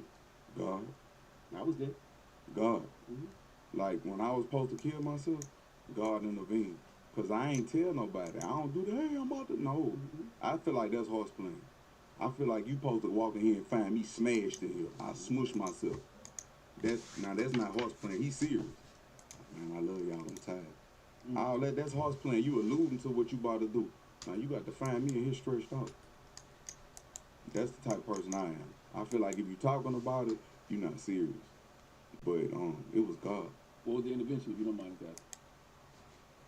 It's so crazy. I had talked about it last time I was up here. Oh, you did? Yeah, you're right. I talked about it, but I'll say it again for Please. anybody that's listening right now. I had got to a point in my life to where I was like, I don't think I'm really beneficial to nobody no more. You know, I don't. I feel like I'm just a problem. There's always something I could do better. Look, I'm gonna just go and get out the way. Y'all just live off the money and shit. Everybody gonna be straight anyway without me. It's cool. So the day that I was going, I was at the gym. I had worked out real good. Put all my jewelry on. I'm like, yeah, we about to, you know, I'm looking at myself in the mirror like, hey, don't chicken, hey, don't bitch out now. Because, you know, I talk to myself. I say, don't bitch out, bitch. Hey, you know what time it is now. So I'm leaving out the gym. A white dude, he just texted me not too long ago. I'm leaving out the gym. And he said, excuse me, can I approach you? I said, yeah. He said, I noticed you deactivated your Instagram and on Twitter you put this, you know, my friends and my family forgetting all my teachings, you know, I love you all, it's over with. Like, what that mean? I was like, I don't know what it means. But then he went on to tell me, your music is the only thing that makes this crazy world make sense. I'm laughing because I know I'm about to do something gangster. You know how you be joking when you about to do something gangster, but you really be knowing, I'm like, yeah, you know, the world's a cruel place, you know. The world could be a cruel place, you know. Trust me, I know. I'm telling him like that, just kind of joking. He was like, yeah, like your music kept me from killing myself. I said, yeah. I said, I'm going to just tell you, you're the only person I'm letting know this. I said, I'm about to go stretch myself right now. I'm about to go push my shit out. He crying, telling me, don't do this. Because if you do this, a lot of people going to go behind you. That's right. And I was like, you know what? I haven't told anybody. I guess I'll stick around for a little while. I walked outside and told God, I guess that's a sign. I'm going to give it 3 days. And in them 3 days, that's when life started changing for me. Because I was off Instagram, I was engaging with the world. I got to see that I was really loved. I really meant something to the world. You don't give yourself 3 days, you give girls 90. No, that's restriction. Yeah. Okay. That's 90-day dick restriction. Okay. Yeah. So what makes you want to go back on this crazy thing you call social media now? Because, you know, social media. To be honest, I really don't don't work my page. I just oversee it. Like, I don't work it. Like, I approve, like, the pictures. Sometimes it'll be me when the caption be real heartfelt. You can tell it's me. Other times it's just something that I approve because I got to maintain my sanity. I can't get lost in that social media shit. You said something else on Letter to My Fans that I thought was interesting. You said you apologized to your fans. Is that the reason you apologize? Because of what that guy told you? That if you do it, then no, you influence a bunch of people to do it? I apologize to my fans because I'm a motivational speaker that's giving great advice that I wish that I could give myself. I got all this positive shit to say, but I ain't feeling positive. When I'm talking that shit just sound good as a bitch. Everybody want to hear that I'm keeping it positive, but I'm not happy. That's how I was feeling at that time. I'm like, yeah, you know, just positive, just stay positive. I was faking it till I made it. But I really wasn't making it because I never addressed the real issue internally. I still had harbored all kind of resentment and everything. From past traumatic experience. And now that you've done that, that's how you know you're a true servant? You got to go back and face it. That's right. That was the hard part. Going back and face your past. You got to face it. You got to face it. You got to sit with it. And when you sit with it, it's going to be very, very painful. Like, anybody listening right now, it's going to be painful to go address these issues. Because there's a lot of stuff that we keep, like, we suppress things. And like, you could suppress things for so long till one little thing could cause you to explode or implode. It's a trigger. So I had to go back and face a lot of these things. You know, sometimes some things I had to forgive myself for and move forward. You know, that's why I say in that song, mistakes make us great. I'm proud of you. I think you're doing amazing. How often you tell yourself that? Every day? Every day. Every day. Step inside this vocal booth, releasing all my pain. Things I deal with on the daily, driving on a person insane. I could relate. Gave my love and in exchange. Got shitted on. It happens on a daily. Any progression is a testament to your elevation. Mistakes make us great. I'm proud of you. I think you're doing amazing. We healing now. That's right. I think you're doing amazing. That's right. Now, you said you see yourself in Krishan Rock. When people are laughing and joking at you, see the fact that she's so loyal. I saw myself in her at that time. She was. You actually said she's so loyal, she's stupid. That's yeah. I could see the pain. Like, I could see her pain. And one thing about me, somebody that really has hurt before, I know pain when I see it. And a lot of the stuff that people do, they really be hurting on the inside. They really be crying for help. And my heart went out to her because I saw her hurting on the inside. I saw that, and I ain't like to see that. Not whatever they got going on, that ain't my business. I give a fuck less. I'm just talking about her. Like when I look in her soul, I see a lot of myself, like with the pain. You never know what pain will make you do. Do you ever look at an artist that you can see going through the pain that you went to as a new artist, say, I'm going to reach out to them and talk to them because they didn't have that OG, they didn't have somebody to talk to them? No, they could listen to Kevin Gates music and get some advice from there. I ain't got time. I'm raising children. I'm raising men right now. I got my own children to worry about. I ain't got time to be, I hate to say it like this, but I have to put my oxygen mask on first if the plane is crashing, then aid and assist others. So right now, my healing journey was so that I could be a better service to my children and better service to the world. Me going single out and talk to this one individual person, he got needs that I can't cater to because I ain't got the time. He gonna want more than just some words of encouragement. He gonna want to come spend a day, and as soon as you tell him no, it's like you never told him yeah. Especially if he ain't never had no daddy. So if he grew up just dealing with just a single parent household and he ain't had his daddy, how Tupac say when things with the same drama, when things go wrong, we blame mom. You don't know how to deal with situations. All you did is watch a woman just. But see, when a man raise you, go in there and make your bed up, take the trash out. You brush your teeth, comb your hair, wash your face. Yes, sir. Come on, let's go. I'm proud of you. Now you know if you don't do these things, you got to take your lick. What you mean take my lick? You got to take your lick. You can't play the game, and that's teaching accountability, self-accountability. And then the child be like, okay, yeah, I got to take my lick. If I do something I ain't supposed to do, I got to take my lick. We not making excuses for why you did what you did. Now you got to take your lick, homie. When you're a man, stand for what you believe in. You stand for what you believe in. You accept what come behind you. I talk. Bro, I don't know how to budget. I don't know what it costs. You tell me, what does it cost for something like that? You learn fast if I you don't die know. young. If I don't give him structure, the police gonna kill him. They gonna kill him. They gonna push his shit out. Cause his code of conduct gonna be off. He ain't gonna be conducting himself like a man. He gonna be, yes sir, no sir. Men agree men. Protect children. Speaking of that, protect children. Another very powerful record. Yeah. What are some things you learned late that you want to teach your kids early?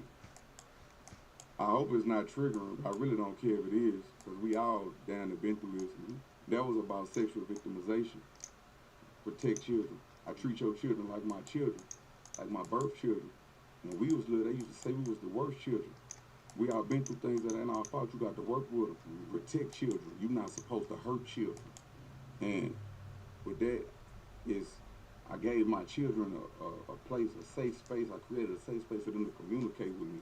Don't nobody never touch you there, not even me. Not even your daddy. Not even your mama, nobody. And they have a safe space to communicate. Can't nobody get you nowhere and tell you, if you tell your mom I'ma hurt you, hey, y'all done seen what's up with y'all daddy. Y'all know what come behind y'all. So I have created a safe environment for y'all to communicate with me. And I ask my daughter tell you right now, I tell my daddy everything, because I'm not here to judge you. We all make mistakes. We're going to talk about what you did. I'm just disappointed a little bit, but don't worry about that. I'm not here to judge you. I'm not here to beat you up for what you did or what happened to you. Just let me know. I don't care if you had a wreck and you accidentally killed somebody. Just stay there. Stay there. I'm on the way. Hey, you get in this car and go. Just put the body in the trunk. Come on, let's go. I always tell me the truth. I die for you. And I die to protect you. That's great advice. I'll be right back. I gotta get me some.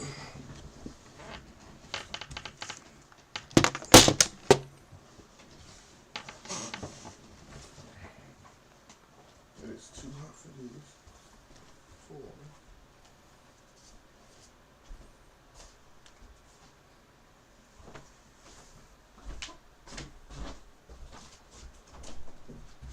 Yo.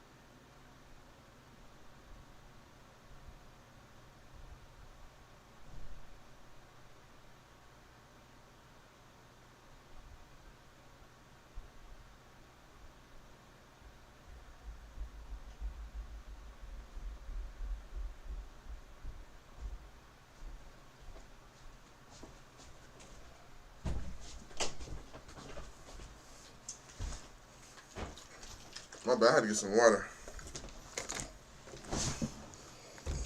Needed some water.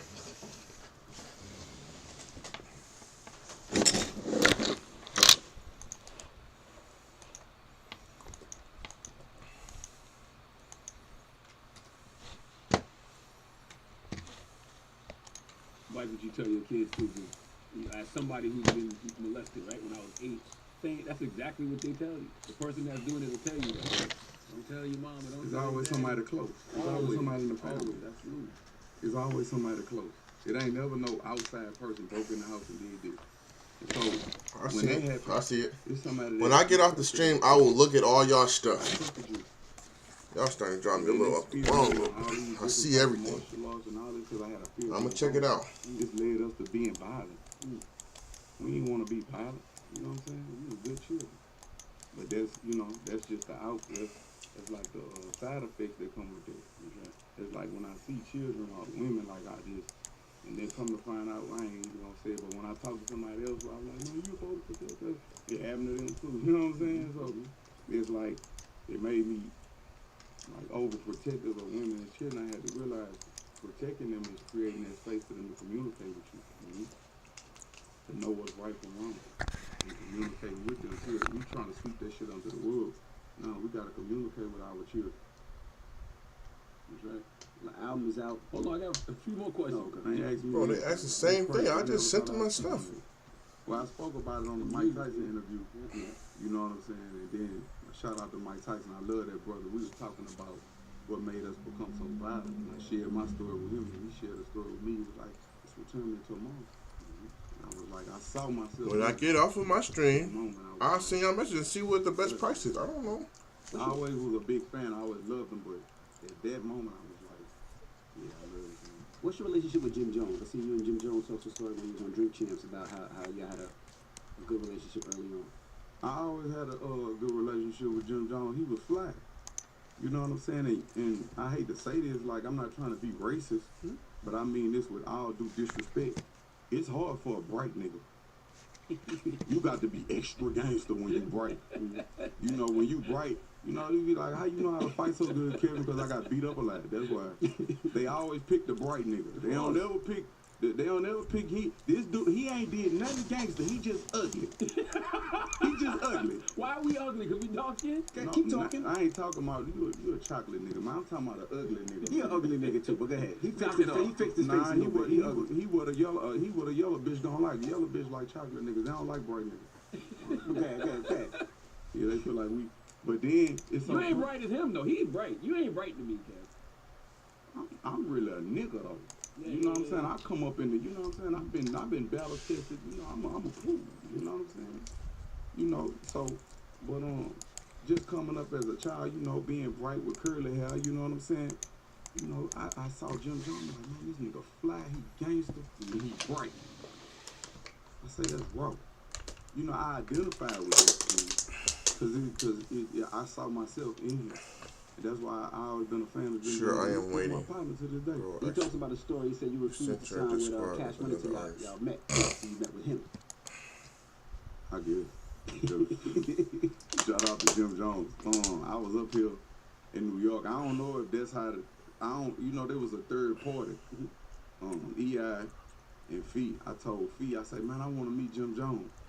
And Fee talked to EI and EI put it together. Now, I don't know what they told him in the process, but I ended up meeting Jim Jones and we developed a great relationship and we have a great rapport to this day. Like that's my brother. I love him. Like whenever he in the city, he holler, hey, where you at? And he everywhere. You know what I'm saying? He never changed. He always been the same way. Always the same. How do I get a pair of God slippers, man? You know how that happened? Somebody asked me to play cards. I'm like, I would, but I don't, like they was gambling. I'm like, I would, but I ain't got no hands. But then they saw me eating, and they was like, I thought you said you ain't had no hands. They not mine, they for God. So when I say God slippers, everything I got on, I just borrowed it from God. All I have is the little that God blessed me with. I borrowed a pair of God slippers. I walked on water in front of you niggas. What I mean is I walked over all kind of obstacles because I borrowed a pair of God slippers. And I made this shit look flat. While I was doing it. Adversity builds character. If it ain't rough, it ain't up. I bought a pair of God slippers. Started the battery, got back in charge, did it again. Ooh. You know they don't believe that. You know they don't believe you started the car with your hands. You got to show somebody Can I one tell day. you something? Yeah. I don't give a fuck less what they're doing. Hey, thank you for paying homage to the holy grounds of Walmart too, man. Oh my God. When you from the South, man. I ain't tell you about that? No. I was on Color Code. Okay. I was hustling at the time. This is when I was living illegitimately. I was hustling at the time. What Color Code is, you gotta call in, and if your color come up, you gotta go piss. So I was in there buying the gloves because I was doing my thing with the gloves so it wouldn't get in my system. That's the myth that I heard, that you don't get in your system if you wear the glove. And, you know, I ended up meeting me a little one up in Walmart, you know what I'm saying? We was at Waffle House, you know what I'm saying? And she ate me up in the Honda, you know how they go. We're time with it. So you've been loving Walmart ever since? I love Walmart anyway. Yeah. I love what they got everything you need. That's right. You know, that's when the DVDs, you remember they used to have a 3-pack of DVDs, the 6-pack of DVDs? I had the little DVD player when I used to be in the trap. I'd shoot over there and grab me a couple of DVDs. I had my junkers go get it. But it's something about going in there yourself late night, 2, 3 in the morning. That's when they used to stay open 24 hours. That's right, especially if you grew up in the country. When you grew up in the country, probably wasn't nothing else going on. Walmart is the mall. That's right. That's the mall. That's right. Yeah, I met a winner in there with the little Chinese slippers on. You know, they be in there, you know what I'm saying? You know, they got the little steppers walking around in there, but stop playing. You said you got the Almighty on speed dial. You say the only way to kill a god is when Allah calls you. That's it. When, like, my body is my temple. Now, a great responsibility come with looking at your body like your temple. Like, that's really what made me stop drinking alcohol. Like, at my listening party, I had a glass of apple juice. And then I told the bartender, hey, say, make me something fruity, make it look like I drink, but make it just taste good and fruity booty. Make me a little fruity booty right there. She's like, oh my God, I love you. Your accent. I say, yeah, but don't put no alcohol in it. You know, but put me a little flour on there, you know, make it look good. So I had that, and then I had 2 champagne glasses of apple juice. And I was just walking around feeling good like everybody else was feeling good. But, you know, when you say your body's your temple, it comes with a great responsibility. Like, sometimes when I need clarity, I got to fast and clean my temple out. So the Spirit of the Most High can abide in my temple. God body covered by the highest. They guns hold no power to this holy temple. But how you kill a God when Allah called him? The only time he goes when Allah called him. That's it. Almighty on the speed dial. He on the speed dial. I could talk to God before I could call my phone. I could talk to God before I could call you with my phone. He on speed dial. I'm always talking to God. Before I drank the coffee, I prayed over it. I don't know what they did to the coffee before they brought it to me. Everything with me is a faith move. I don't not have security because I'm a tough guy. I don't have security because I walk by faith and not by sight. I pray all the time. That's all I got. That's all I got is prayer. If not, I'll be doing a life sentence or dead. I know this. This is a blessing for me to be sitting right here right now. Because I'm not supposed to be here, big bro. And I mean that with all due respect. I'm not supposed to be here right now. No, you're supposed to be here because God wants you here. Right, but like He got you here to help other brothers here. Without that, you know, that's right. This is God. This ain't me. Nah, you are here to help other brothers heal, man. And I think the ceremony is going to do a phenomenal job of that. You know something? You remember when I used to, you know, anytime I used to drop an album, I used to say things like, if you want to go get it, get it. If you don't want it, don't want it. That was like that fear of, what if it's not good enough? Mm-hmm. This bitch good enough. Go get it. No, that's the one. Absolutely. Like, if you ready to just really just take self-accountability and heal, this the one. Well, what do you want to hear? Let's play it. Man, they make you do all that shit. Oh, my God. My favorite? I can't pick a favorite. I like, it depends. What mood? Just tell me what mood we in. What mood we in right now? Let's play healing, man. I like healing. I love healing. But I also love that T-Pain remix that I did. Shorty. Yeah, you know, like, you might say this, that even though I'm not your man, you're not my girl, I'm going to call you my little short. Well, my little but she my little yeah. Let's play both of them. See, like in Louisiana, you might be like, yeah, this is my little I like Beyonce freestyle too, though. Oh, that turned up. That's turned up. You know, I'm a DJ. Oh, my God. Let's play both of them. We play Lil Yeah and we play Healing. Y'all just gonna forget my Yonsei freestyle. Play it in the I'll play mix. that in the You mix. play it I'll in play the the mix. mix. All right, I'll Word. play that in the mix. Man, play whatever y'all You gotta send want. me the clean version, Sam Crespo. Send me the clean. Man, Kevin Gates, the ceremony is out That's this right. Friday. Go pick it up, man. Tell us what the title means. I don't think you ever told us what the title Ceremony? means. It's a ceremony that I was having with myself. I learned to love again the stranger that was once myself. That was the ceremony, the reuniting with my authentic self.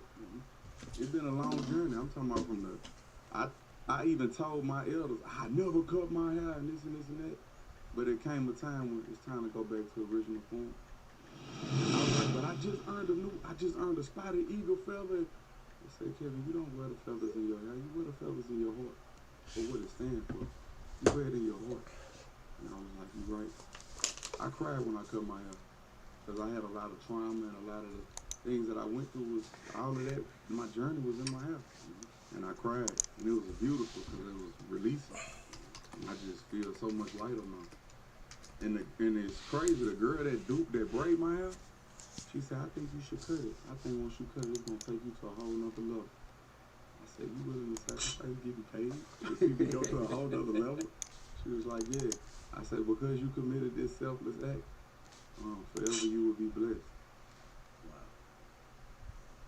Wow. There you have it. Kevin Gates, Ceremony ladies and out gentlemen. Friday, man. Kevin, appreciate you, brother, Absolutely. man. Kevin Gates. I love when healing, especially from black men, have the soundtrack. We need more of those, man. So thank you for making this. Man, thank you for having me. Yes, That's sir. right. It's Kevin Gates. It's the Breakfast Club. Good morning. Wake that ass up. Early in the morning. The Breakfast Club.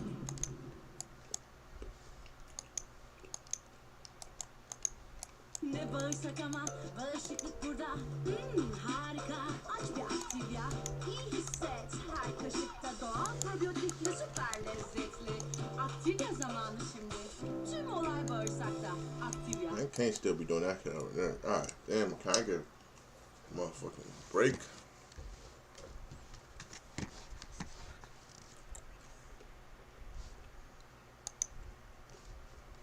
I hear Snoop Dogg say, man, look here, man, them streaming, you stream $1 billion and, man, you ain't really making no money. What's your thoughts on streaming? They gotta be making money because Right. they giving me money. There's some money in that shit. Some real money in it. All my life, been grinding all my life. Sacrifice, hustle, pay the price. Want a slice, got to roll the dice, that's why. All my life, I've been grinding all my life. Yeah. All my life, been grinding all my life. Sacrifice, hustle, pay the price. Want a slice, got to roll the dice, that's why. All my life, I've been grinding all my life. Hello, welcome to another special edition of On the Road with Club Shay Shay. I am your host, Shannon Sharp. I'm also the proprietor of Club Shay Shay. The guy that's stopping by for conversation and a drink today is one of the most influential and well-respected artists of his generation. He's loved by millions worldwide. Your favorite rapper's favorite rapper. He's a hip-hop A-lister, a Grammy Award winner, gold and multi-platinum songwriter, record producer, businessman, humanitarian, father, UK born, ATL raised, a bona fide superstar, 21 Savage. How was that intro? You like that intro? Did I leave out anything? I got less of time. I can add some more. I ain't never heard no intro like that. I like that. I appreciate that. Appreciate that. You know, anytime you stop by conference, you have a conversation with Club Shay Shay. I got you a little drink. This is me right here. And cause I want to toast the album, bro. That's you right there. American Dreams. Yeah. It's all drinks. It's good, but I don't drink You don't drink? at all. You just did that for me. I appreciate that, bro. Yeah. Good looking. That feeling. DraftKings Sportsbook, an official sports betting partner of the NFL playoffs, is bringing you an offer that'll help make the playoffs electrifying. New customers can bet $5 on any game and get $200 instantly in bonus bets. This is Download the insane. DraftKings Sportsbook app now and see code Fucking Shannon. goodness, New man. customers can bet just $5 and get $200 instantly in bonus bets. Only on DraftKings Sportsbook with the code Shannon. The crown is yours. You was born in London.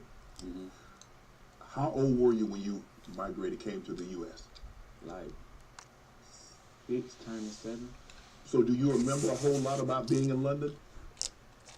I love Embodied Elements because it has everything I need in one place. It has videos, it has music, it has sound effects, it has graphic templates and video templates, everything I need to complete my video project on time. Try Embodied Elements now and get unlimited downloads of millions of creative assets, all covered by a lifetime commercial license. Create better videos faster.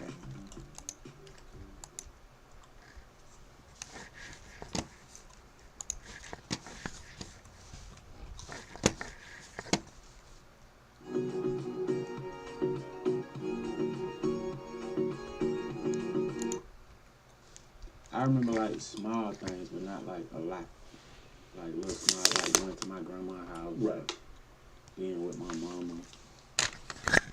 I remember like going to the stores like across the street, and then like on my mama's side of town, it's like this shit called a high street. Okay. And it's like a street just full of stores. I remember like walking over there. But I remember more like from when we went back and visit. Okay. Type, cause we went back once to go visit when I was a little older. So I remember that more than I remember like stuff while I was there, like when I was younger. Did you have very many friends? Do you remember friends when you were growing up? You say you left at 6 or 7. So did you have very many friends? I just had family like cousins, like a lot of cousins. Yeah, so I ain't really need no friends. So your family, your mom moved you here. Of all the places in the U.S., why ATL, you think? I don't know. I ain't never asked her. You never asked her, like, Mom, not New York, not Chicago, not L.A., not Detroit, Atlanta. I ain't never asked her that. Do you think about how different your life might have been had you gone to one of those places, or Chicago, or New York, or Detroit, or someplace other than the east side of Atlanta? I ain't never thought about that either. Oh God. You were just happy to like, okay, so you get here, you get settled in, so obviously you're in a new, London is very, very, so is London, I'm assuming London is very different than Atlanta. It is, but it ain't though. Really? To me, because it's like, it look different, Okay. but it's the same shit. Okay. You see what I'm saying? It's like, when I came over here, like, I had family too. Okay. You know what I'm saying? So we was just around family. Oh, so your mom, so you had relatives in Atlanta. Like, my mama friends, they moved with us. So Okay. all the people that I grew up with, Oh, okay. all moved. Okay. Okay. Yeah. So it wasn't like you were just like moving to by yourself, like just you and your mom. Nah. You had a large contingent with you. Yeah, yeah. Oh, so did that make the transition a lot easier? I ain't know about no transition. I'm just a child. I'm Right. just with my mama. You Right. know what I'm saying? So, Right. So how soon did you get acclimated, and how soon did you make friends once you got to Atlanta? like, quick. Like, it was this boy named Skinny. Mm-hmm. He had got killed though, like a couple years ago. Wow.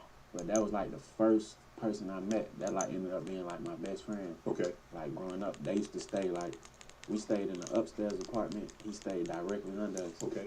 And his mama, like, we was bad as hell. Cause it was 6 of us. Well, back then it was like 4 of us. Okay. So we used to be jumping up and down, running around. And he was the youngest. But his siblings was like way older than him. Okay.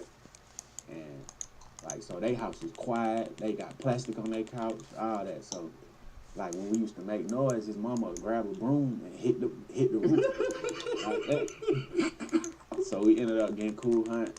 His mama and my mama ended up being real cool. Okay. And I used to like stay at his house. He used to stay at my house. Like, I still talk to his mama all the time. Wow. Yeah.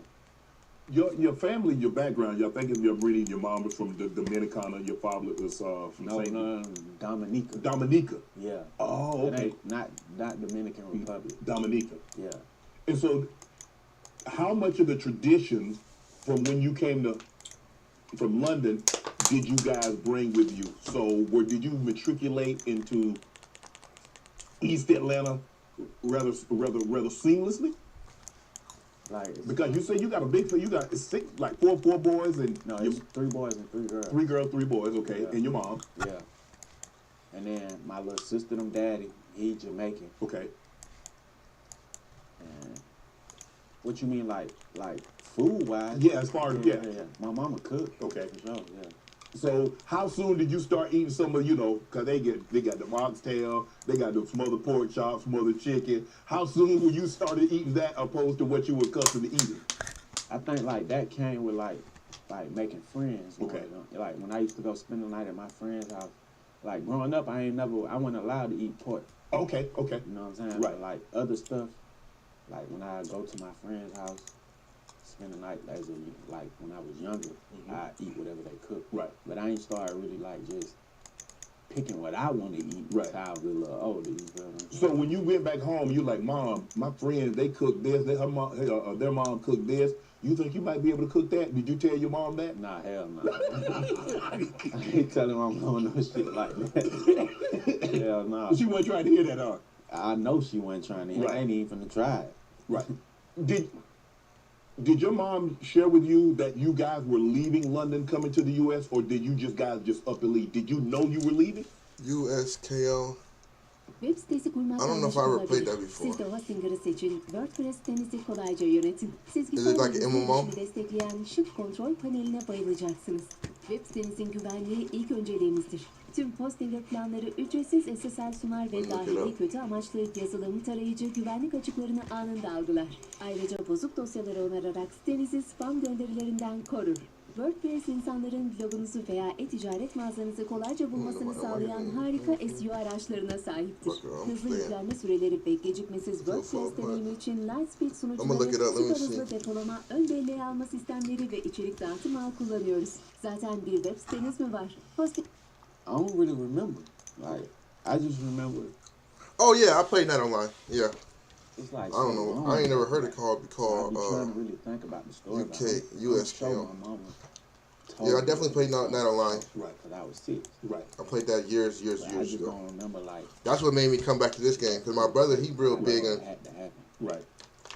So do you remember? You just remember getting on a plane, didn't have no idea. Because I'm really all I really play. London. Yeah.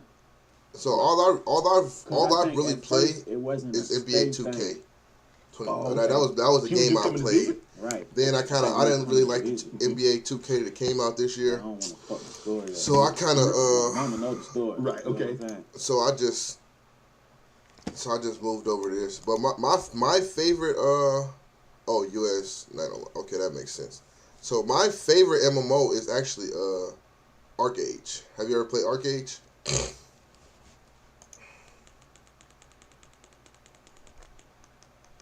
I remember when you used to be having your store open in town, they'd send that fucking troll through and kill everybody. That shit funny as hell. That's like my fondest memory from Night Online. No, ArcAge is definitely one of my favorites. The whole setup from like the farming system, they have like these things called trade packs. It's a phenomenal game. It's a phenomenal game. Really, really phenomenal game. That game got me into the MMO gaming. Dawn and Liberty. I think I've heard my brother talk about that. Dawn and Liberty. Yeah, I think I've heard my brother talk about that before. Did you play Albion online? Did you play any Albion or Black Desert or any of those type of games? Lost Ark. Yeah, I didn't play all those because my brother he go through these phases and he'll play this game for a couple weeks, then he'll play this game for a couple weeks, then he'll play this game for a couple weeks. I was like, nah, I'm straight. I'm straight on it. So, but yeah, this one is this brings back some nostalgic thing. It really, I'm still trying to figure out and adapt to the game.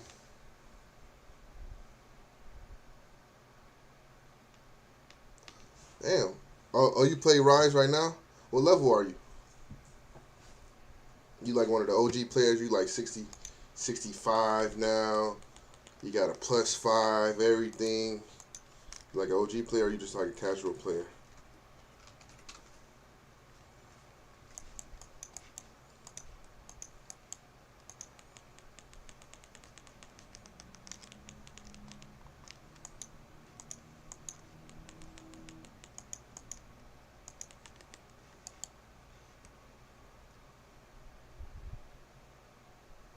Oh, you didn't. So you're not on this one.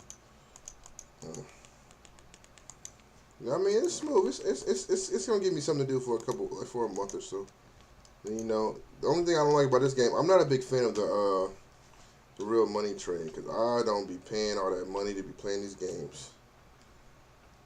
So that's my outlook on it. So I really don't fool around with it. So I'm sure at some point it's gonna be super unfair and shit like that because I don't spend money on it. I'll do my time, get the gold that I need and stuff like that, but I'm not a big fan of the real money trade in these games.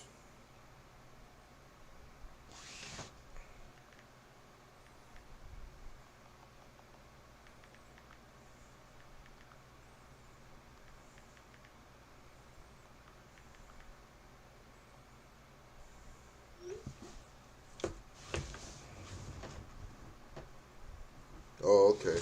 So you know a lot of shit then. So, what's up with the like the gathering and like stuff like that? Where is there somewhere you can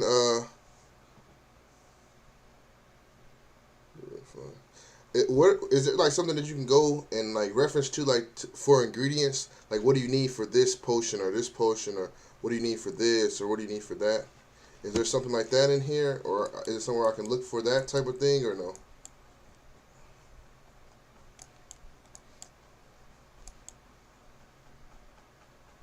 Yeah, the crafting stuff. Oh, so if you go to like the crafting pot, it'll show you what you need.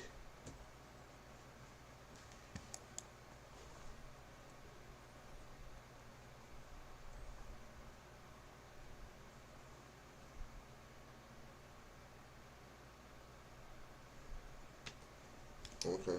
So like I got corn. I heard one of the guys in the clan that I'm in. He was talking about corn and butter makes like these XP scrolls or something like that.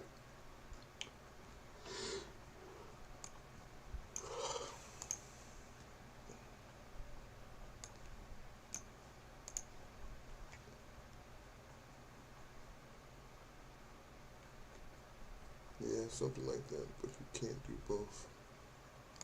Oh.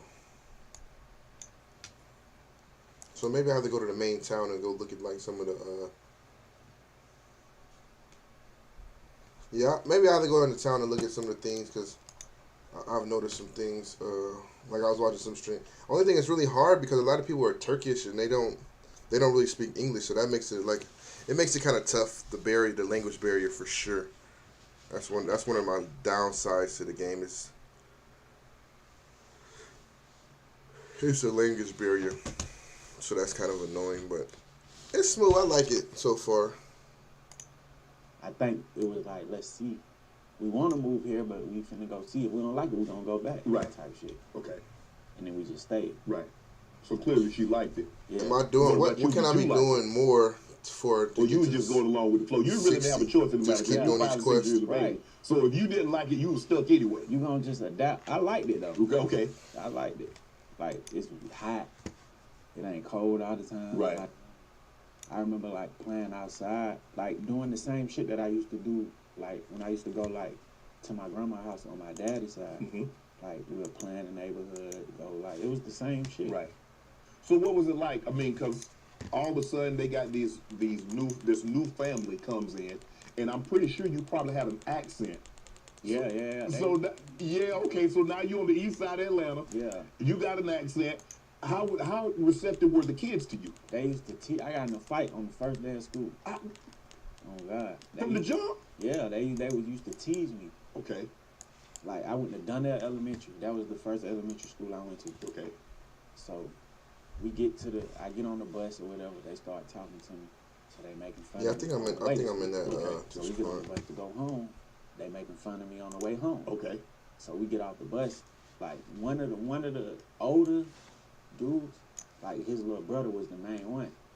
So the older brother was said something like basically like shit, fight him. So we get off the bus, I beat him up. So all the girls, they run and tell my mama. Okay. At the door. So your sisters? No, kids in the neighborhood. Kids in the neighborhood. Okay. So they run, they tell my mama. Cause they started, I really was kicking a lot. They started calling me Taekwondo Kid. It's a true story on my mama. Okay. So they run and tell my mama. So I'm trying to drag my feet to get home now. Right. So I walked to the door. She grabbed me by my ear, pulled me in the house because the girls were still there. Right. Telling her the story when I got there. So I just remember her grabbing me by my ear and then like throwing me in the house like shit. And then that was it. I ain't get on punishment. You ain't get no punishment? Nah. She didn't ask you what started it? So I not from my memory. Right. You feel what I'm saying? Right. She probably did though. Right. But from what I can remember, I just remember getting pulled. You know, you only remember the parts you remember. Like, Right. I just remember the ear. Like. So what do you think was the biggest? Obviously, you're very young, so you haven't experienced a whole lot. It's not like you're coming here, you're 13 or 14, so you haven't had a whole lot of. You're 5 or 6 years of age. I think you're 7 at this time. Yeah. So, is there a big culture shock? Do you notice anything different about being in London as opposed to being in East Atlanta? The most shit that I like, that I used to like, what I remember changing was the size of everything. Okay. Like I remember like in London, like our bathrooms would be like this big right here. Right. You feel what I'm saying? And I remember like we was in the hood on the east side too. Right. But it was just like a size difference. Like at my grandma's house in London, I could touch both sides of her house like this. Wow. You feel what I'm saying? But over here, it's like more space. Right. I remember that. And I remember getting in the car. All right, thanks, man. Thanks for stopping by, man. Have a good day. Take the bus and the train. I remember like we always was in the car when we got here. So you had an accent. I'm assuming. Where did you fall in the ranking as far as your siblings?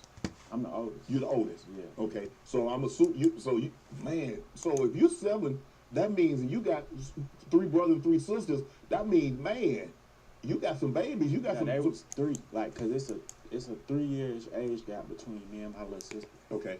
So if I was 7, she was probably like 3 turning 4. Right. And then my little brother was still a baby. Right. And then the other 3 was born in America. Okay. Feel what I'm saying? Right. Right. So, did you feel a sense of responsibility because you are the oldest? I mean, even though you're a child, you're the oldest male, and so do you feel some type of responsibility that you needed to like? Okay, I need to be the man of the house, even though I'm only 7 years old at the time. I think so, yeah, for sure. Yeah, like I was naturally like a protector type shit, yeah, for sure. Get your domain today at GoDaddy. Ready to take your idea online? Your domain awaits.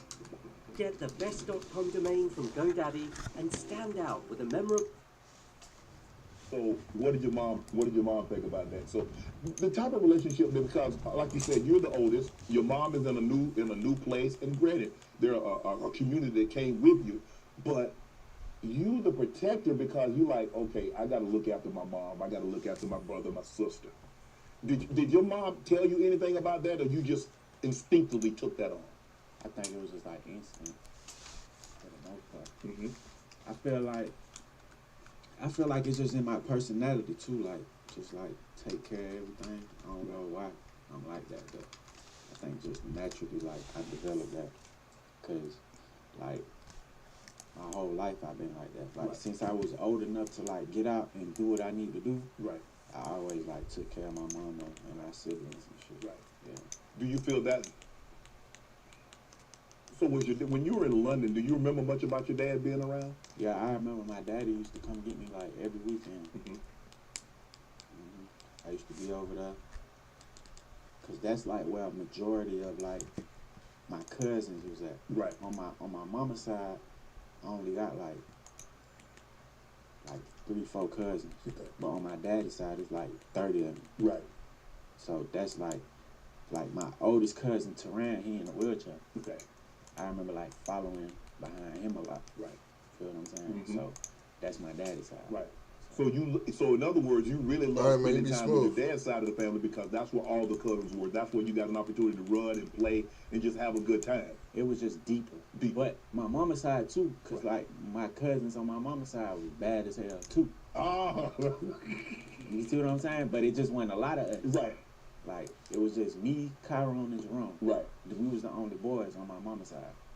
On my daddy's side, it was more. But well, if it's only shit, it's just different sides. Well, see, if it's only 3 of y'all, the trouble is only going 3 places. So it's you, or you. When your dad's side is about 30 of y'all, so you can blame a whole bunch of people. Oh God. So growing up in the east side on that side of town, rap with Gucci Mane, Future, OJ the Juice Man, Rich Homie Quan, Childish Gambino. Did you know any of those guys when you were growing up? You had no idea about these. I seen Gucci before. Okay.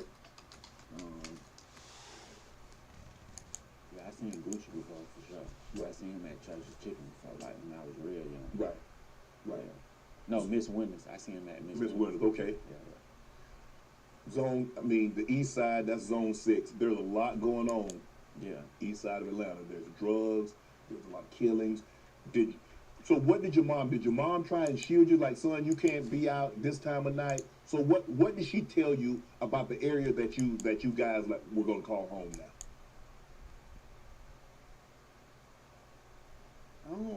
I used to be outside. I don't remember like her just like. The only time it'll be a problem is if I got in trouble in school. Right. But other than that, like I wasn't like when the street light come on, kids. Like, Right. My mama used to let me figure it out because in London it's the same shit. It's damn near worse. Right. Because it's like I'm on Mathis. everywhere. You see what I'm saying? It's alleys. It's in the city. You play? What level I are used to you? be outside.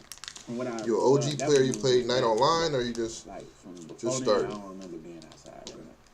But so like nah, she just used to let me like Let you figure it out. figure it out. Then I used to be with Skinny. Okay. Well, his real name Aaron. Okay. I used to be with him, and he was older than me, so he was like my big brother. Right. And like, so as long as I was with him, she would give me a little more freedom to do shit. Like as long as he watching over me, we good. Did you always gravitate towards the older guys? Yeah, I always hung with like people older than me for sure. Because you felt you was more mature than young guys your age. Yeah, for sure. Cause I was older, I had to be. I'm the oldest. Right. So you naturally like a little more mature than Mm-hmm. you have to be. Cause if you're not, you're gonna get in trouble. Right. So how was the struggle when your mom moving here? Obviously in a different country. Obviously times were difficult for you guys. Did you realize how difficult times were for your mom and your family? Yeah, hell yeah. Like I remember when we first moved. You be smoking cigars when you know. You go ahead and take out. All right. This your joint. Let's go. But I remember like when we first moved over here, like before we moved to the neighborhood where I went to elementary school from. Okay. We moved to another neighborhood on the east side. And I remember like my mama and her nigga, well, her man at Right. that time, Okay. they used to sleep on the bottom bunk. Okay. And all us used to sleep on the top bunk. Okay. We used to share like, we shared an apartment with one of their friends. So it was a 2-bedroom. Okay.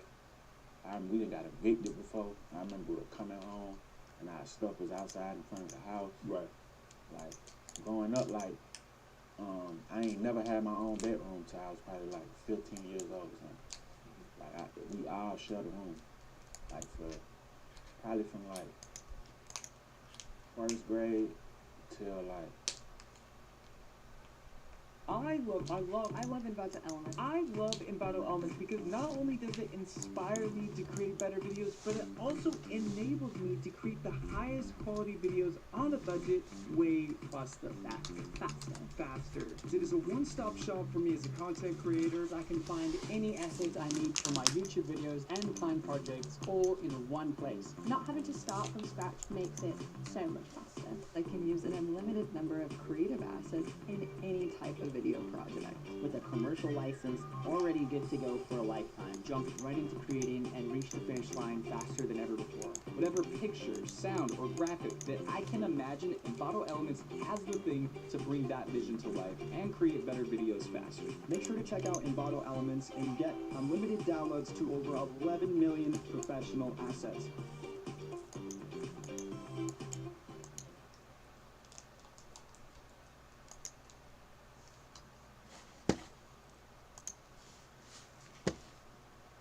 Sixth grade, they had a room, my mama and her man had a room, and me and all my siblings had one room, just in a 2-bedroom apartment. And like, I don't know what happened, they got a little motion, and then we moved in the same apartments, but we used to call it Cross the Bridge. It's like the other side of the neighborhood. Right. And we had got a 3-bedroom. So Okay. the boys had their own room, and the girls had their own room. And then I met my other big brother when I moved over there to Bars. Right. They stayed under us. They mom used to do the same thing. Oh man. Oh God, get the broom and bang the roof.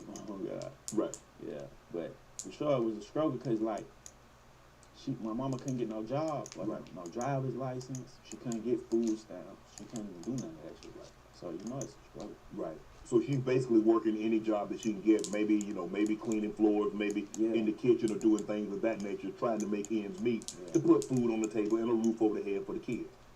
The one job I remember her having, I don't think she never did no cleaning floors type shit, but the one job I remember He can having write that quick, though. That's funny. Daycare, and they used to pay them under the table. Right. I remember hearing them conversations though, being nosy, because I ain't even supposed to know that as a child, but I remember hearing them talk about it. Right. She used to work at all of them used to work at the daycare. Her man, and then the other families that I told you, they used to work there too. They used to pay them under the table like cash and shit. That's the only job that I remember. When you came home from school one day and you saw your family belongings outside, how did that make you feel? Did the kids make fun of you? Did you realize what was going on when you saw all of your belongings on the outside? Yeah, because I didn't seen it happen before, and I remember we used to steal people's shit. Because I didn't see other people evicted. Right. Seeing they stuff outside, and all the kids, the badass kids, will be in the neighborhood walking around, see some shit, start going through that shit. Okay. So I just remember instantly thinking nobody better not touch my shit. That's the first thought. And I remember standing out there, but I remember I didn't really care about it that much because they put our shit out there. We instantly moved to a bigger apartment. Right. So it kind of was it wasn't our shit was just out there and we was trying to figure it out. Right. Feel what I'm saying? I remember us moving to a bigger apartment instantly. Okay. Type shit. So what was a typical meal in the household? Oh, we had food. Y'all had good food. Not steak and shit though. Ramen, hot dogs. Yeah, like that. Okay. We had the regular, but not I don't remember no time where it just wasn't nothing to eat in the house. Right. It's gonna be some bread. Right. We used to make condensed milk sandwiches. Them was our struggle meal. Right. You get the bread and the condensed milk, and then you put it in the little toaster type shit. You put it together. That shit be good as fuck. Oh God. You eat one of them now? Hell yeah, I will.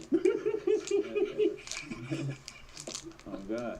But hot dogs and noodles. My mom used to make noodles stir fry. Right. Ramen noodles. Right. Curry chicken, jerk chicken, all that type of shit.